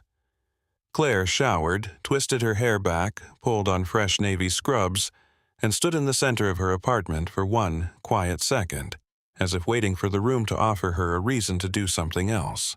It did not. The drive back to St. Catherine felt shorter than it should have. Morning traffic had begun to thicken. Headlights smeared pale gold across wet asphalt. Norfolk always looked most honest before 9, before offices filled and people had time to arrange their expressions into something strategic. Claire parked in her usual corner space. Walter saw the bruise before she reached the scanner. He straightened behind the desk clipboard, half lowered, and for a moment the old guard in him looked ready to say something reckless and loyal. Administration sent out a memo, he said instead. You are not supposed to be on the premises. Claire held his gaze. Are you going to stop me? Walter looked at her for a long time, not at the bruise. At the way she stood with both hands loose at her sides and no fear anywhere visible on her face. Only that same cold steadiness that made people think of steel without knowing why. No, he said at last, I am not. He reached past the scanner and buzzed the door open himself. Claire nodded once and walked in. The hospital knew she was there before she reached the elevators. That was how places like St. Catherine worked. Rumor moved faster than oxygen. Conversations thinned when she passed. Heads turned. A registration clerk near the waiting room looked away too quickly.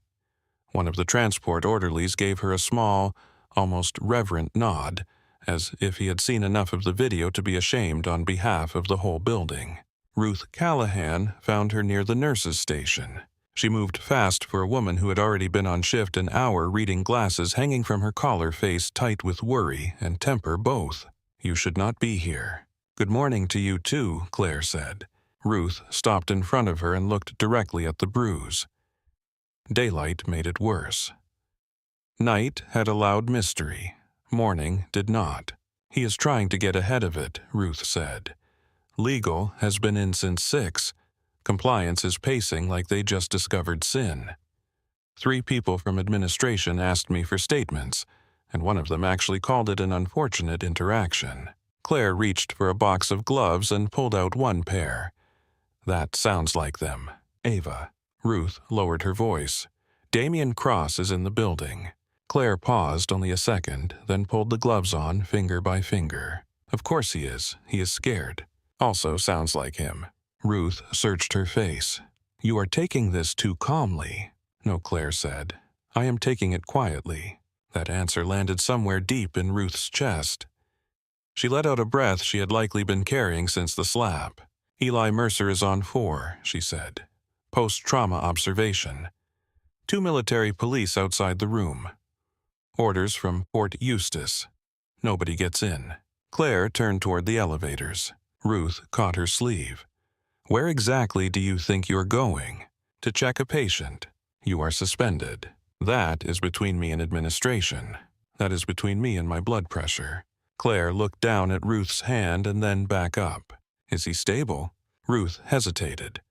"More stable than last night, still jumpy. Keeps asking for the nurse from Trauma 3.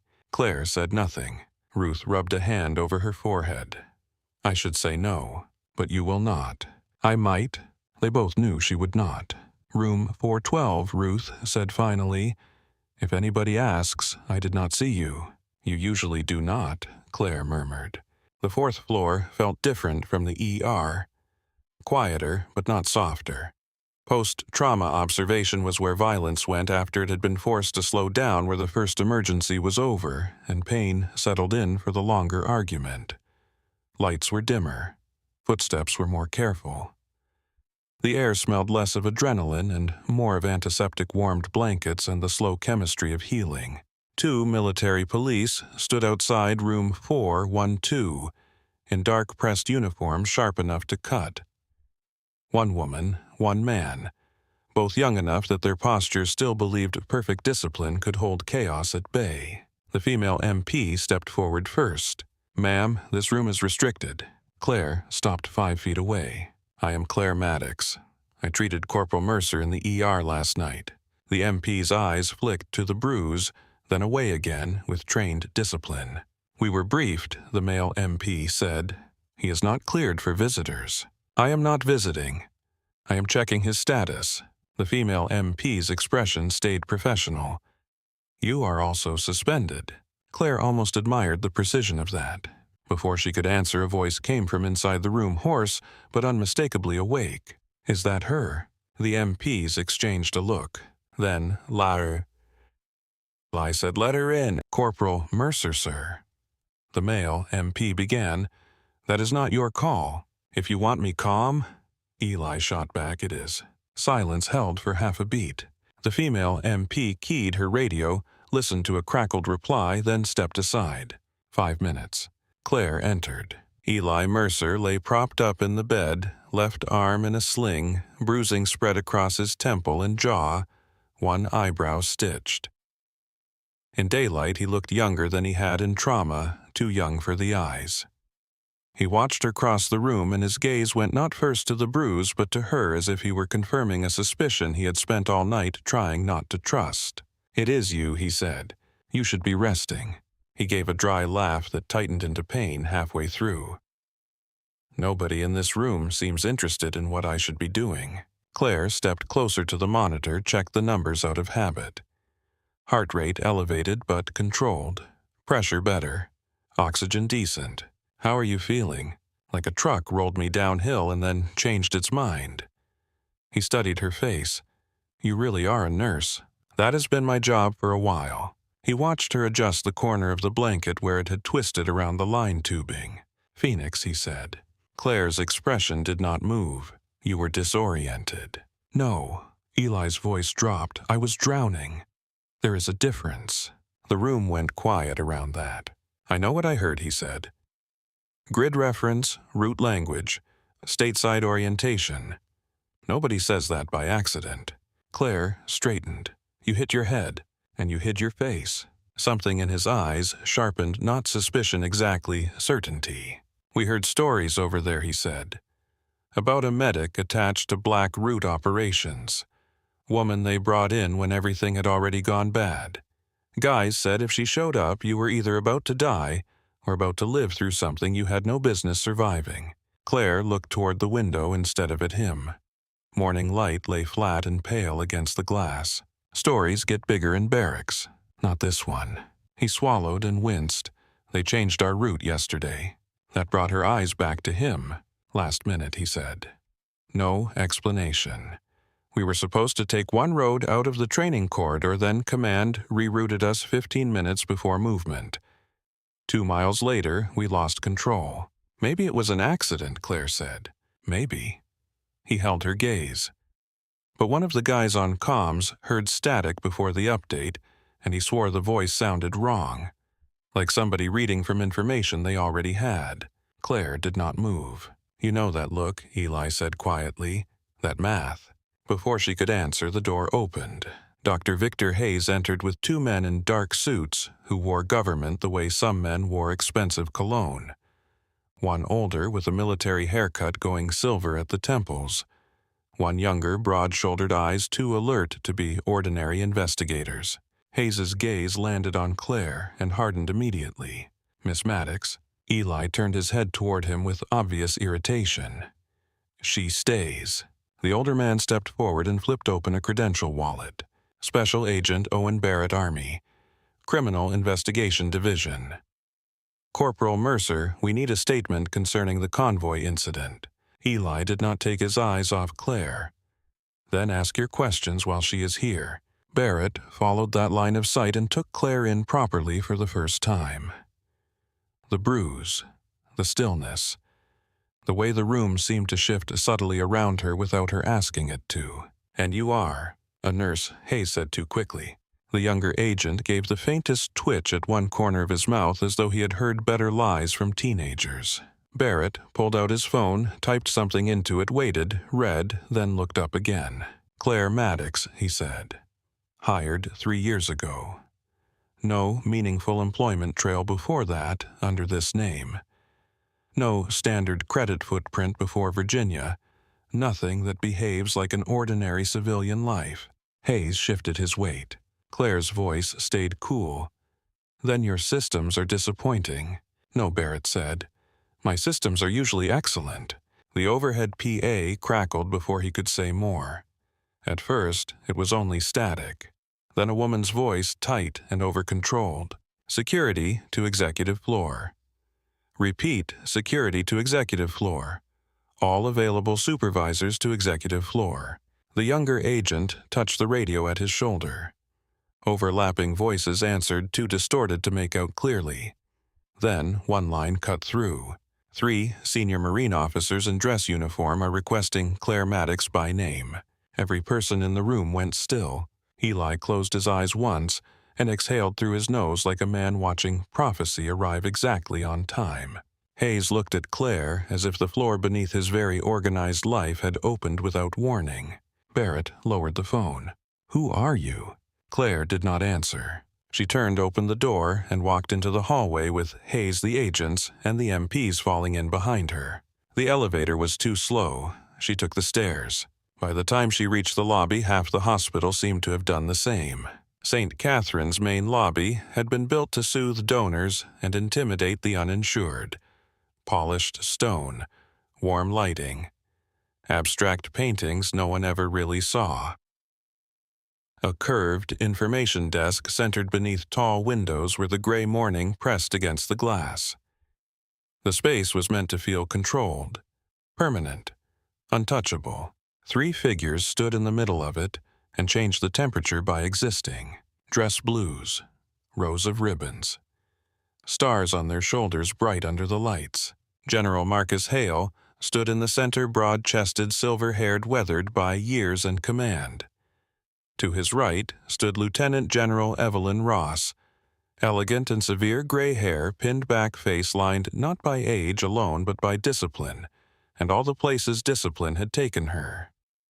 To his left stood Major General Daniel Frost, heavy-shouldered, hawk-nosed, quiet in the way only truly dangerous men ever managed. Hospital security hovered at the edges with the uncertain posture of people who had just discovered none of their scripts applied to this moment. Damian Cross stood near the information desk with 2 board members and the color already draining from his cultivated composure. Jonah Creed stood a little off to one side in a dark coat, hands empty, posture loose. His eyes found Claire the second she emerged from the stairwell. For one suspended instant, the whole lobby narrowed around that line of sight. Then Marcus Hale stepped forward. "Sergeant Claire Maddox," he said. He did not raise his voice. He did not need to. The room heard him anyway. Claire stopped about 20 feet away. "I am not a sergeant." "Your file disagrees," Hale said. "Then your file is outdated." Evelyn Ross took one measured step beside him. Inactive reserve status is not erasure. A ripple moved through the crowd. Nurses from the ER, residents from the 4th floor, administrative staff pretending they had just happened to be walking by. Ruth, near the back of the first ring, eyes bright and furious and suddenly understanding too many things at once. Damian found his voice before anyone else. "This is a private hospital," he said. "You cannot simply walk in here and create a spectacle." General Frost turned his head toward him. Nothing in his expression sharpened. It did not need to. "We walked into a hospital where one of ours was assaulted while under federal protective watch," he said. The spectacle was already here. Damian's mouth opened, closed, opened again. "She is a nurse." Marcus Hale looked at him with something colder than anger. "She is a decorated combat medic who kept 43 service members alive in 70 hours under sustained hostile fire during a classified operation. Your clearance level does not permit you to hear about." The lobby went silent in a new way. Not gossip now, shock. Haley did not stop. Bronze Star with Valor. Purple Heart. Multiple sealed commendations. Ongoing protective watch because some service leaves enemies behind, and some of those enemies are patient. Evelyn Ross's gaze shifted to Claire's bruised cheek, and for one brief instant the command in her face softened into something almost maternal. "We should have come sooner," she said. That line landed harder than the medals because it sounded like regret. Ruth put one hand over her mouth. Tyler Grant stood near the elevators, white-faced and hollow-eyed, as though for the first time in his life he fully understood the size of the person he had chosen as the easiest target in the room. Damian Cross had gone beyond pale, into that gray territory where fear starts eating pride from the inside. "I did not know," he said. Jonah Creed moved then.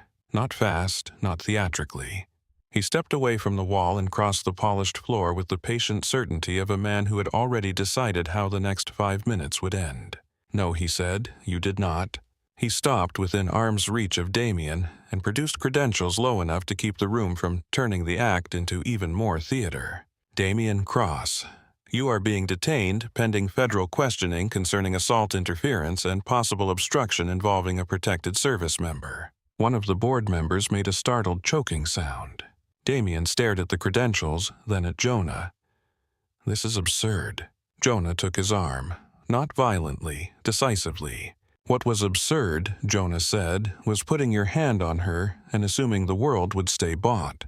Something ugly flashed across Damian's face, then the old reflex surfacing under pressure. "Do you know who I am?" "Yes," Jonah said. "That is why I came myself." 2 federal officers appeared at the entrance, as if the line itself had summoned them. They moved to either side of Damian with the seamless precision of men used to walking powerful people out of bright rooms. The board members stepped back. Nobody offered to help him. That may have been the first true thing the lobby gave him all morning. As Jonah began to turn Damian toward the doors, Claire spoke for the first time since the generals had named her. "Jonah." He stopped. The whole room stopped with him. He looked back over his shoulder. "No cuffs," Claire said. Jonah held her gaze for a beat, then nodded once. Damien looked at her then with something beyond fear. Not gratitude. Not shame. The stunned incomprehension of a man who had spent his life mistaking dominance for power and had just learned mercy from the woman he struck. The officers escorted him out. Rainlight slid over the lobby floor through the opening doors. Then they shut, and he was gone. For several seconds, no one seemed to know what sound belonged after that. Marcus Hale broke the silence by stepping toward Claire again. "Come with us," he said quietly. "This is my job," Claire answered. So was the other. Claire's jaw tightened. That ended. Frost spoke this time, his voice lower, rougher. No, it changed. She looked at all three of them, then past them at the nurses and residents watching from every corner of the lobby. Their eyes felt heavier now than the general's stars. Ruth finally pushed through the crowd until she stood close enough to touch Claire if she chose. She did not. "Is it true?" she asked. There was nothing accusing in it. Only rawness. Claire turned toward her. Of all the faces in the room, Ruth's was the only one she had trouble meeting. Yes. Ruth blinked hard and nodded as if the truth hurt and fit at the same time. "Of course it is." A small voice carried across the lobby before anyone else could speak. "Miss Claire." Heads turned. A boy stood near the seating area with a backpack hanging off one shoulder and an inhaler clipped to his pocket like a badge. 9 years old, too, thin, solemn-eyed in the way frightened children sometimes were. Claire recognized him on the second look. Noah Turner, pediatric asthma admission 2 months back. Terrified of masks. Brave about everything else. His mother followed a few paces behind with the embarrassed, helpless expression of a parent whose child had already decided on a course of action. "I am sorry," she said. "He heard your name and would not let it go." Noah walked straight through the ring of adults who for once had the sense to make room. He stopped in front of Claire and held out a folded sheet of paper. "I made this." Claire took it carefully and unfolded it. Crayon on thick white paper. A woman with dark hair standing inside red and gold flames. Not burning. Rising. Wings spread behind her. Noah looked up at the bruise on her cheek, then back at the drawing. "My mom said a phoenix is what comes back." Claire's throat tightened before she could stop it. "That is what you are," Noah said. She lowered herself so they were eye level. "What if I'm just tired?" she asked softly. Noah thought about that with all the serious concentration children gave to things adults complicated. "Then you are a tired phoenix." A sound, almost like laughter, moved through the room and broke some part of the tension with it. Noah leaned in and hugged her before she could prepare for the contact. Claire froze for one stunned second. Then one hand came up and settled carefully against his back. "Thank you," she whispered. When he pulled away, she was still holding the drawing with both hands, as if it belonged somewhere more sacred than paper. Marcus Hale watched the exchange in silence. Then he said, very gently this time, "There are people who would like to honor what you did." Claire stood, the bruise on her cheek, the child's drawing in her hands, the staff of an entire hospital staring at the truth they had missed for 3 years. Everything in that moment should have driven her backward into instinct and distance. Instead, she heard her own voice answer from somewhere steadier. "I'm not going back." None of the generals looked surprised. Evelyn Ross inclined her head. "We did not come to force you. I am not putting the uniform back on." Marcus Hale's eyes stayed on hers. "Then do not." Claire drew in one breath, then another. When soldiers come home broken, she said they do not always land in military hospitals. They end up in places like this. The lobby listened. Civilian trauma bays. Civilian ambulances. Civilian ER teams full of good people who were never trained for battlefield panic, battlefield injury, battlefield minds. She looked around the room, not sparing anyone. They do their best. Sometimes their best is not enough. No one interrupted. "I know what real pressure does to a room," Claire said. "I know what fear does to the body. I know how fast a team can collapse when nobody knows how to narrow the field. If you want to honor anything, do not offer me a ceremony." Her fingers tightened slightly around Noah's drawing. "Build something useful. The words settled over the lobby with more force than any speech about honor could have carried. For a moment, even the building seemed to listen. Phones lowered. The administrators near the elevators stopped whispering. One of the board members, a woman in a cream jacket who had spent the last 10 minutes trying to become wallpaper, looked at Claire as if she had just realized the entire morning had shifted around a person none of them had ever truly seen. Marcus Hale said nothing right away. He simply watched her with the grave patience of a man who had spent years learning when not to speak over difficult truth. Claire's voice stayed level. When combat trauma comes home, it does not announce itself with a flag. It comes through civilian ambulance bays. It comes in under aliases. It comes wearing work boots and wedding rings and borrowed jackets. It comes with panic that looks like aggression and silence that looks like compliance, until somebody touches the wrong place and the whole room comes apart. Evelyn Ross folded her hands in front of her. "What are you asking for?" Claire looked past the generals to the hospital itself, to the polished stone, to the glass, to the upper floors where reputation had always ranked above reality, until reality humiliated it in public. "Training," she said. "Real training. Combat trauma response for civilian staff. Dissociation management. Orientation under acute panic. Mass casualty rhythm. Not theory. Not brochures, not another plaque with a donor name engraved into it. A working center, here." A murmur ran through the people gathered in the lobby. Nurses glanced at one another. A respiratory therapist near the coffee kiosk shifted his weight and looked down like he was already imagining the kind of patient who might have made use of such a place 6 months ago, or last week, or yesterday. Daniel Frost gave one small nod. "You would lead it." "If I build it," Claire said, "I lead it." Something like the ghost of a smile touched Marcus Hale's face. "That sounds familiar." Ruth exhaled through her nose and shook her head once in disbelief. "There it is," she muttered under her breath. She really was terrifying for a reason. The lawyer from hospital counsel stepped forward, then too quickly, the instinct of her profession dragging her toward language before wisdom had a chance to stop it. If the hospital were to consider a partnership structure, she began carefully, with proper oversight and public messaging. There may be ways to frame such an initiative that highlight institutional leadership without overexposing personal classified history. Jonah Creed turned his head toward her. "She has a name," he said. The woman stopped. All the air seemed to leave her posture at once. Claire did not look at Jonah. She did notice the silence that followed him. The first board member found her courage next. A gray-haired man with a careful tie and the waxy expression of someone already imagining donor calls. What exactly would this entail, Miss Maddox? Claire shifted Noah's drawing into one hand. The paper had softened slightly where her fingers held it. Simulation bays. Pressure drills. De-escalation under trauma-induced disorientation. Adapted combat medicine protocols where legally appropriate. Civilian mass casualty coordination. Emergency department and transport training. No pageantry. No ceremonial oversight. No branding committee deciding how fear is supposed to look. The man blinked. Ruth, standing just behind Claire's shoulder, let out a short sound that might have been approval. Evelyn Ross glanced at Marcus Hale, then at Daniel Frost. Something passed between them without needing language. Not permission exactly. Alignment. Marcus Hale looked back at Claire.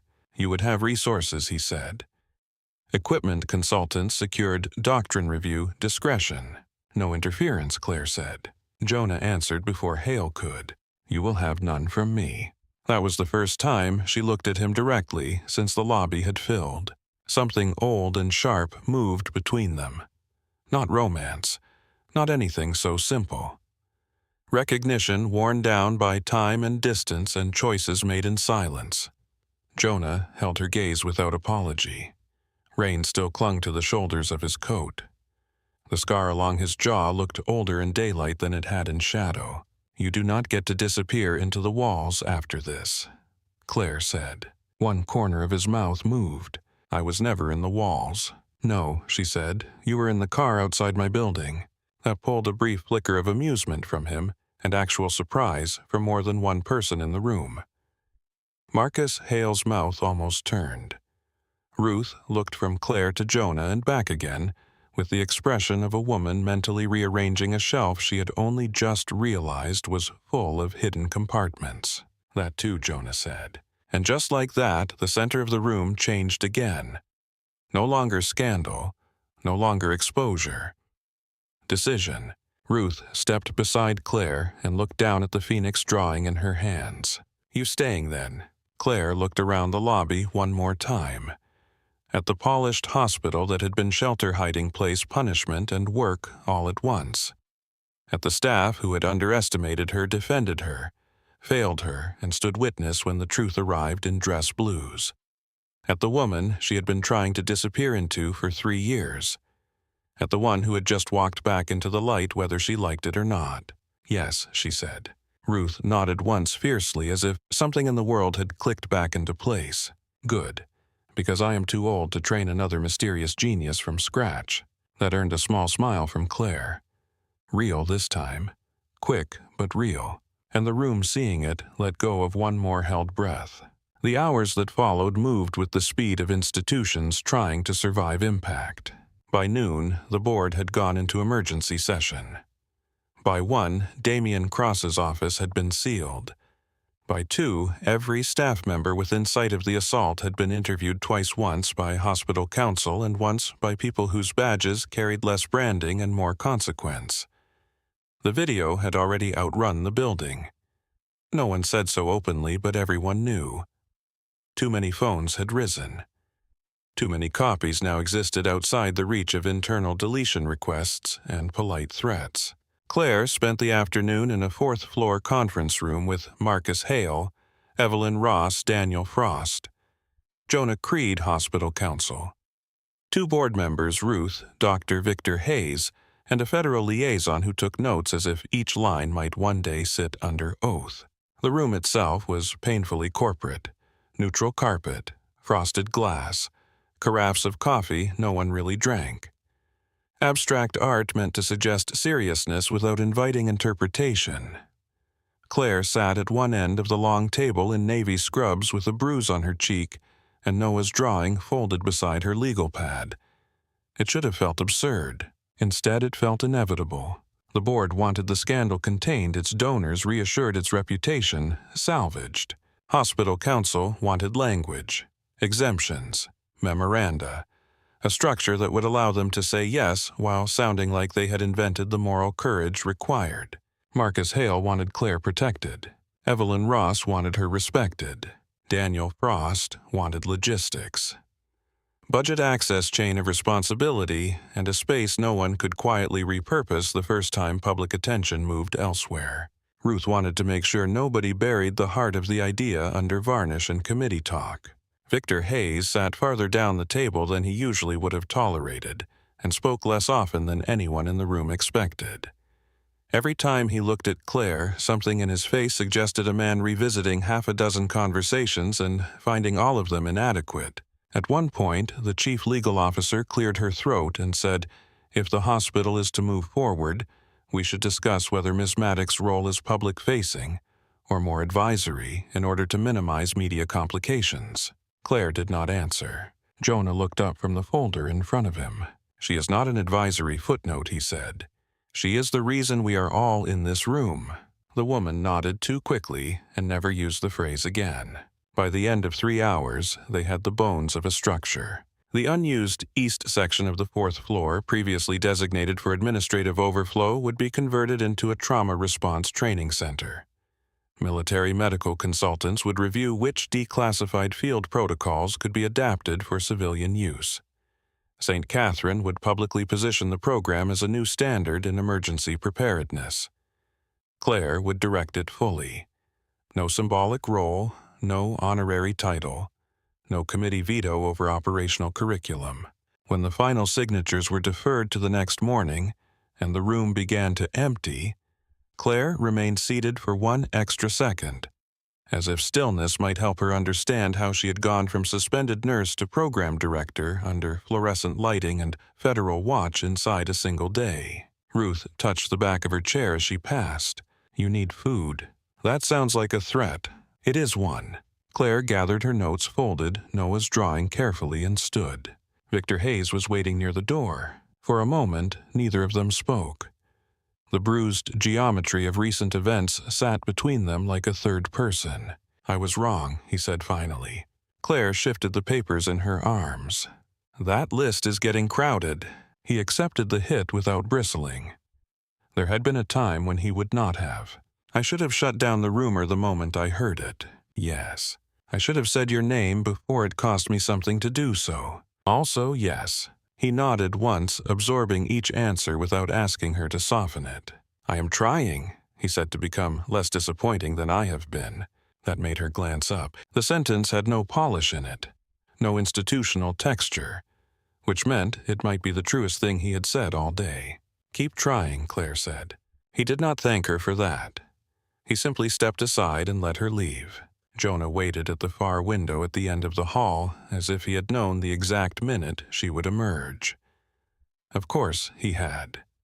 He leaned against the glass with hands in his coat pockets, posture easy enough to pass for informal, and still somehow more alert than everyone else on the floor put together. You look tired, he said. Claire stopped beside him and looked out over Norfolk. Rain had thinned to mist.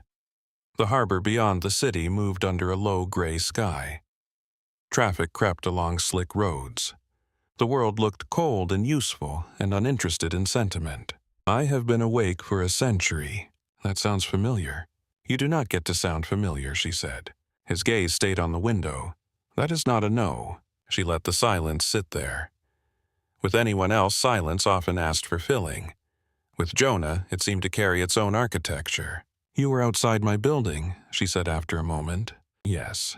Before the text. Yes. You could have come upstairs. He finally looked at her then. Dark eyes, scar at the jaw, tiredness under both that he did not bother hiding anymore. You would not have opened the door. Claire considered answering and found she had no lie ready. That was not your decision to make. No, he said. It was just the right one. The bruise in her cheek ached faintly when she breathed through her nose. He saw her reach for the pain without touching it. How long, she asked, have you been watching? On and off. That is not an answer. Long enough to know you changed apartments every 18 months until this one. Long enough to know you always parked facing exits when you had the option. Long enough to know you never used your real name on a lease until Virginia. Claire turned from the window and faced him fully. That sounds invasive. It was protective. I did not ask for protection. His gaze dropped once to the bruise on her cheek and returned to her eyes. No, you also did not ask to be hit. Something old moved under her ribs, then not love, not anger, not anything clean. History. The kind built in places where no one had time to explain themselves properly, and nobody came home the same. How many from the photograph are left? She asked quietly. Jonah answered without pretending not to understand. 5. The hallway felt colder after that. Claire nodded once. I know. Do you? The question made her look at him again. His face had changed the professional mask, slipping just enough to expose the man under it. Not soft, never that, but more dangerous in honesty than distance. You vanished, he said. No note, no call, no discharge paperwork, nothing. We spent a year trying to find out whether you were dead or done with all of us. I was done. You were hurt. So were you. The line landed and stayed. For a second he said nothing. Then very quietly, yes. Claire saw then what she had avoided noticing earlier. The left hand that rested against his coat seam carried faint distortion across the knuckles, old damage healed crookedly. The scar at his jaw was older than Norfolk, older than the badge, older than this hallway, and the world she had tried to build away from all of it. I have work, she said. Of course you do. He did not try to stop her. That, more than anything else, kept her from walking away angry. 3 weeks later, construction began. The east wing of the 4th floor came apart fast. Gray carpet rolled up in long, dirty strips. Wall art disappeared. Cubicle partitions came down under the shriek of saws and the cough of plaster dust. Electricians left open ceilings behind them like exposed rib cages. Administrators passing through the area looked vaguely appalled, as if demolition itself were a kind of vulgarity. Claire was everywhere. She worked nights in the ER while the center took shape by day. She reviewed layouts over stale coffee, rejected decorative design proposals, shifted the placement of storage walls by inches that mattered more than anyone else initially understood, argued over line of sight, insisted on simulation space large enough to let fear develop honestly before training cut through it. "We are not building a brochure," she told a contractor who suggested frosted glass panels around the central station.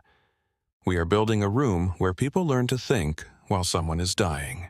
The glass vanished from the plans. Ruth became the unofficial spine of the operation before anyone asked her to. She bullied purchasing into competence, terrified a vendor into delivering the correct airway trainers after an initial substitution attempt, and maintained a mental inventory more accurate than the digital system the hospital paid too much for. "You realize," Ruth said one evening while labeling storage bins with all the ferocity of a military quartermaster, "that I had intended to retire in 2 years. You still can." Ruth snorted. "Not now. You gave me a war room and a reason to yell at people for educational purposes. That is not retirement material." Eli Mercer began showing up in civilian clothes as soon as physical therapy allowed it. At first, he only observed. One arm still guarded, sleep still absent from the skin around his eyes. He sat in a folding chair near the unfinished office and watched crews move equipment into place with the concentrated stillness of a man who needed to see something useful built where his own mind had recently gone to pieces. Then he started helping. He reset radios for simulation drills, tested comms, walked through disorientation language with Claire over coffee and paper cups gone cold.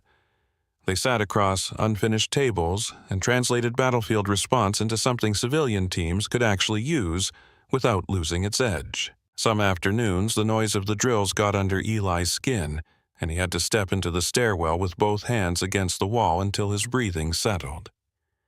Claire never called it weakness. She would appear beside him a minute later and say, again, in the same voice she had used to bring him back in Trauma 3. He always came back.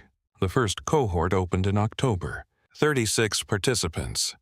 ER nurses, flight medics, residents, respiratory therapists, EMS supervisors. 2 paramedics from Richmond who had heard through channels no press office could ever map that if Claire Maddox was teaching a room, it was unwise to miss it. The center was not pretty. That pleased Claire. Simulation bays sat behind clear partitions. Equipment carts stood ready. Storage walls were labeled in clean block lettering. The central floor held enough open space to run a team until exhaustion stripped performance down to habit. There was one observation room, one briefing room, one pressure bay that could mimic sensory overload with ugly accuracy, and a small office with a desk, 2 chairs, and Noah Turner's Phoenix drawing framed on the wall behind it. The room went quiet when Claire entered the first morning. She wore navy scrubs as always, no medals, no rank pins, no public display of the life that had forced all this into being. Only a black patch stitched at one shoulder with a silver phoenix. She stood in front of the class and waited until the last rustle died. "When a room goes bad, you do not become the person you wish you were," she said.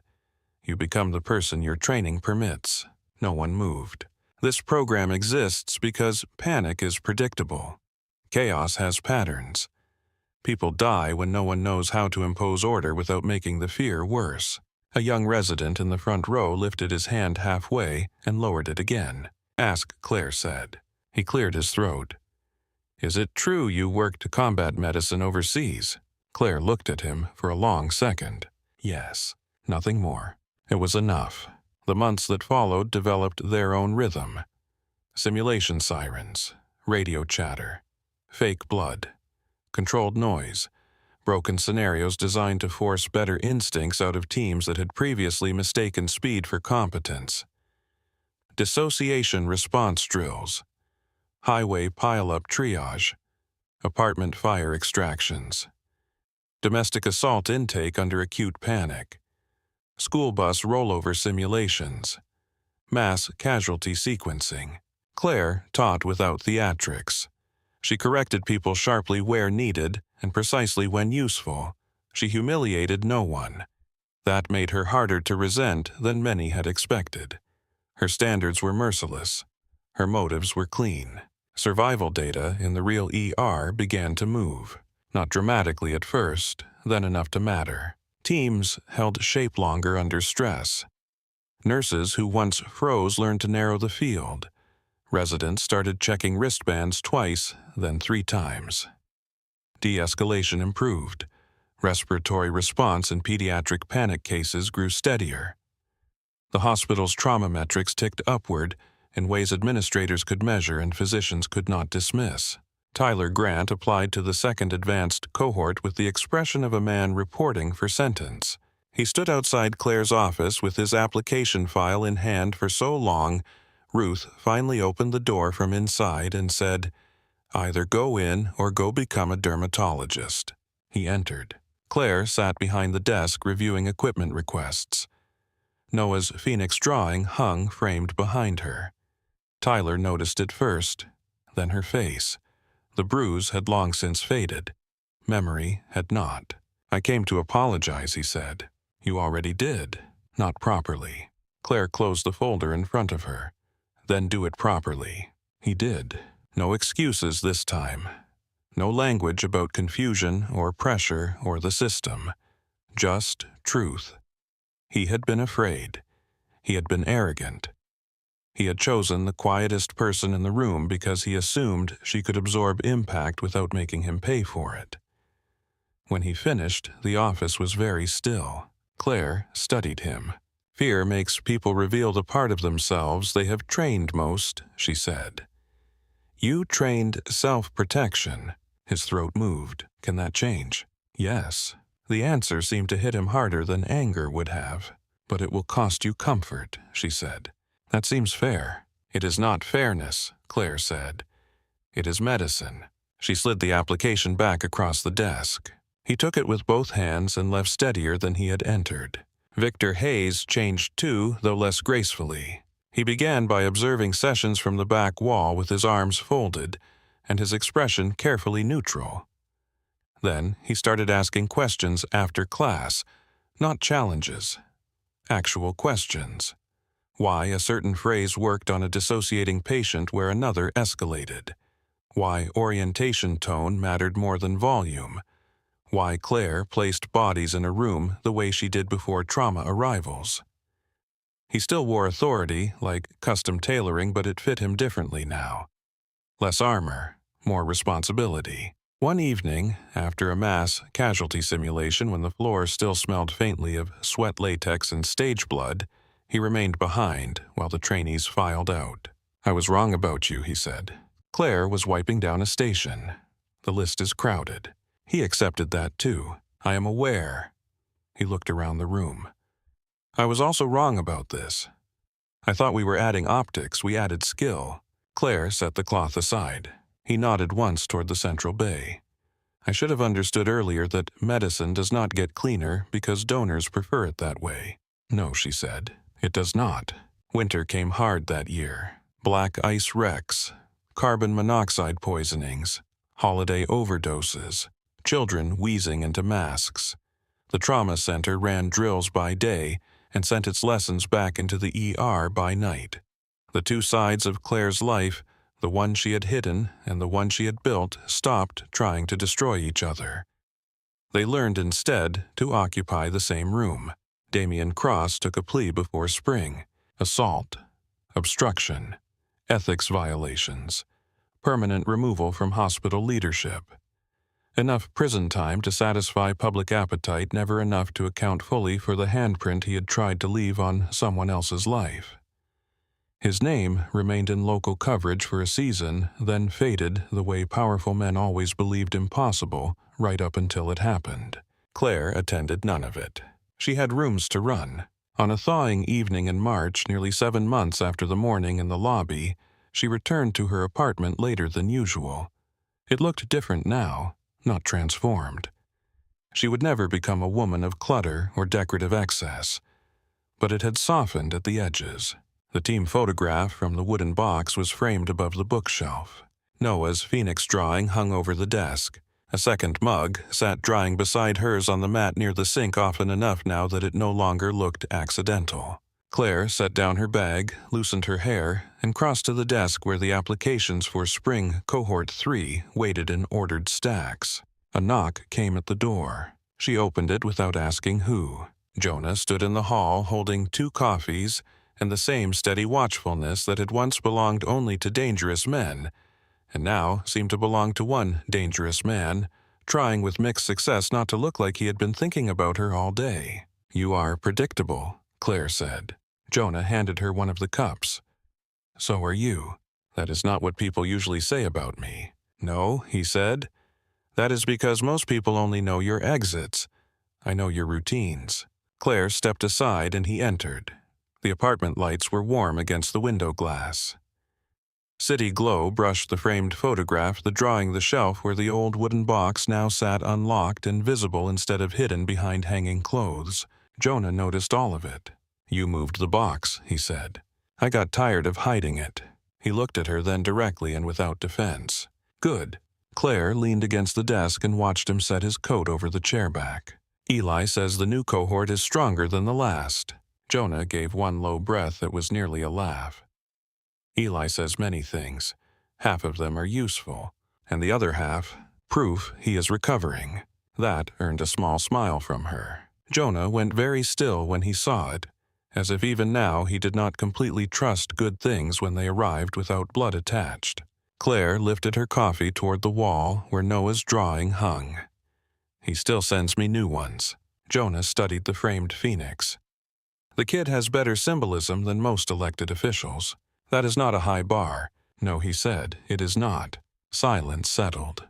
Not awkward, full. Jonah crossed to the window and stood looking out over the city. From behind he looked as he always had. Built for hard choices. Shoulders carrying more than he ever volunteered. A man shaped by institutions and violence and restraint. The difference now was that Claire no longer mistook his silence for absence. "You could leave that life too," she said. "Which one?" "The one where you sit outside buildings in black cars and call it care." Jonah looked almost amused. "I have had worse job descriptions." "I am serious." "I know." He came back toward her, then slow enough that he could have stopped at any point, close enough that she could see the tiredness under his eyes and the scar at his jaw, and the part of him that had survived by becoming careful. "So am I," he said. "I am not leaving service, but I am learning there are ways to stay without always standing in the dark." Claire held his gaze. "You took a long time to say that. You vanished a long time before I got the chance." There it was again.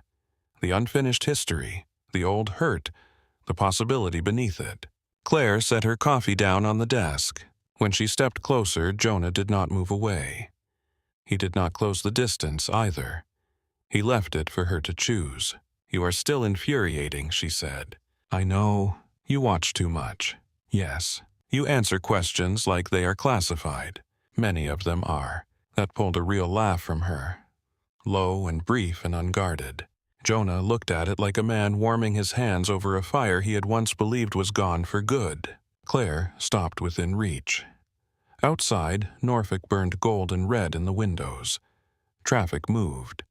Sirens rose somewhere far enough away not to belong to this room. "I am not disappearing again," she said. Jonah answered without hesitation. "I know." And for the first time she believed him enough not to ask how. Later, after he left, and the apartment returned to its ordinary quiet, Claire sat at her desk beneath the framed phoenix and opened the applications for the next cohort. 212 names. Nurses, medics, techs, physicians, flight crews, men and women from across Virginia and beyond who wanted to learn how to keep rooms from breaking when fear came in with the patient. She read each one carefully. Outside her window, the skyline glowed copper against the dark. Inside, the photograph of the 12 watched from the wall. The old wooden box sat open beside the new applications. The life she had buried and the life she had built occupied the same room now without trying to destroy one another. At midnight, Claire rose and crossed to the training schedule pinned near the desk. Morning drills at 6. Advanced orientation at 9. Pediatric panic lab after lunch. Real work, honest work, the kind no applause could improve and no humiliation could take away. She turned off the apartment lights one by one and paused at the window before drawing the curtain. Her reflection in the glass showed a woman no longer trying to disappear into the background. The quiet was still there. So was the steel, but it no longer looked like hiding. It looked like purpose.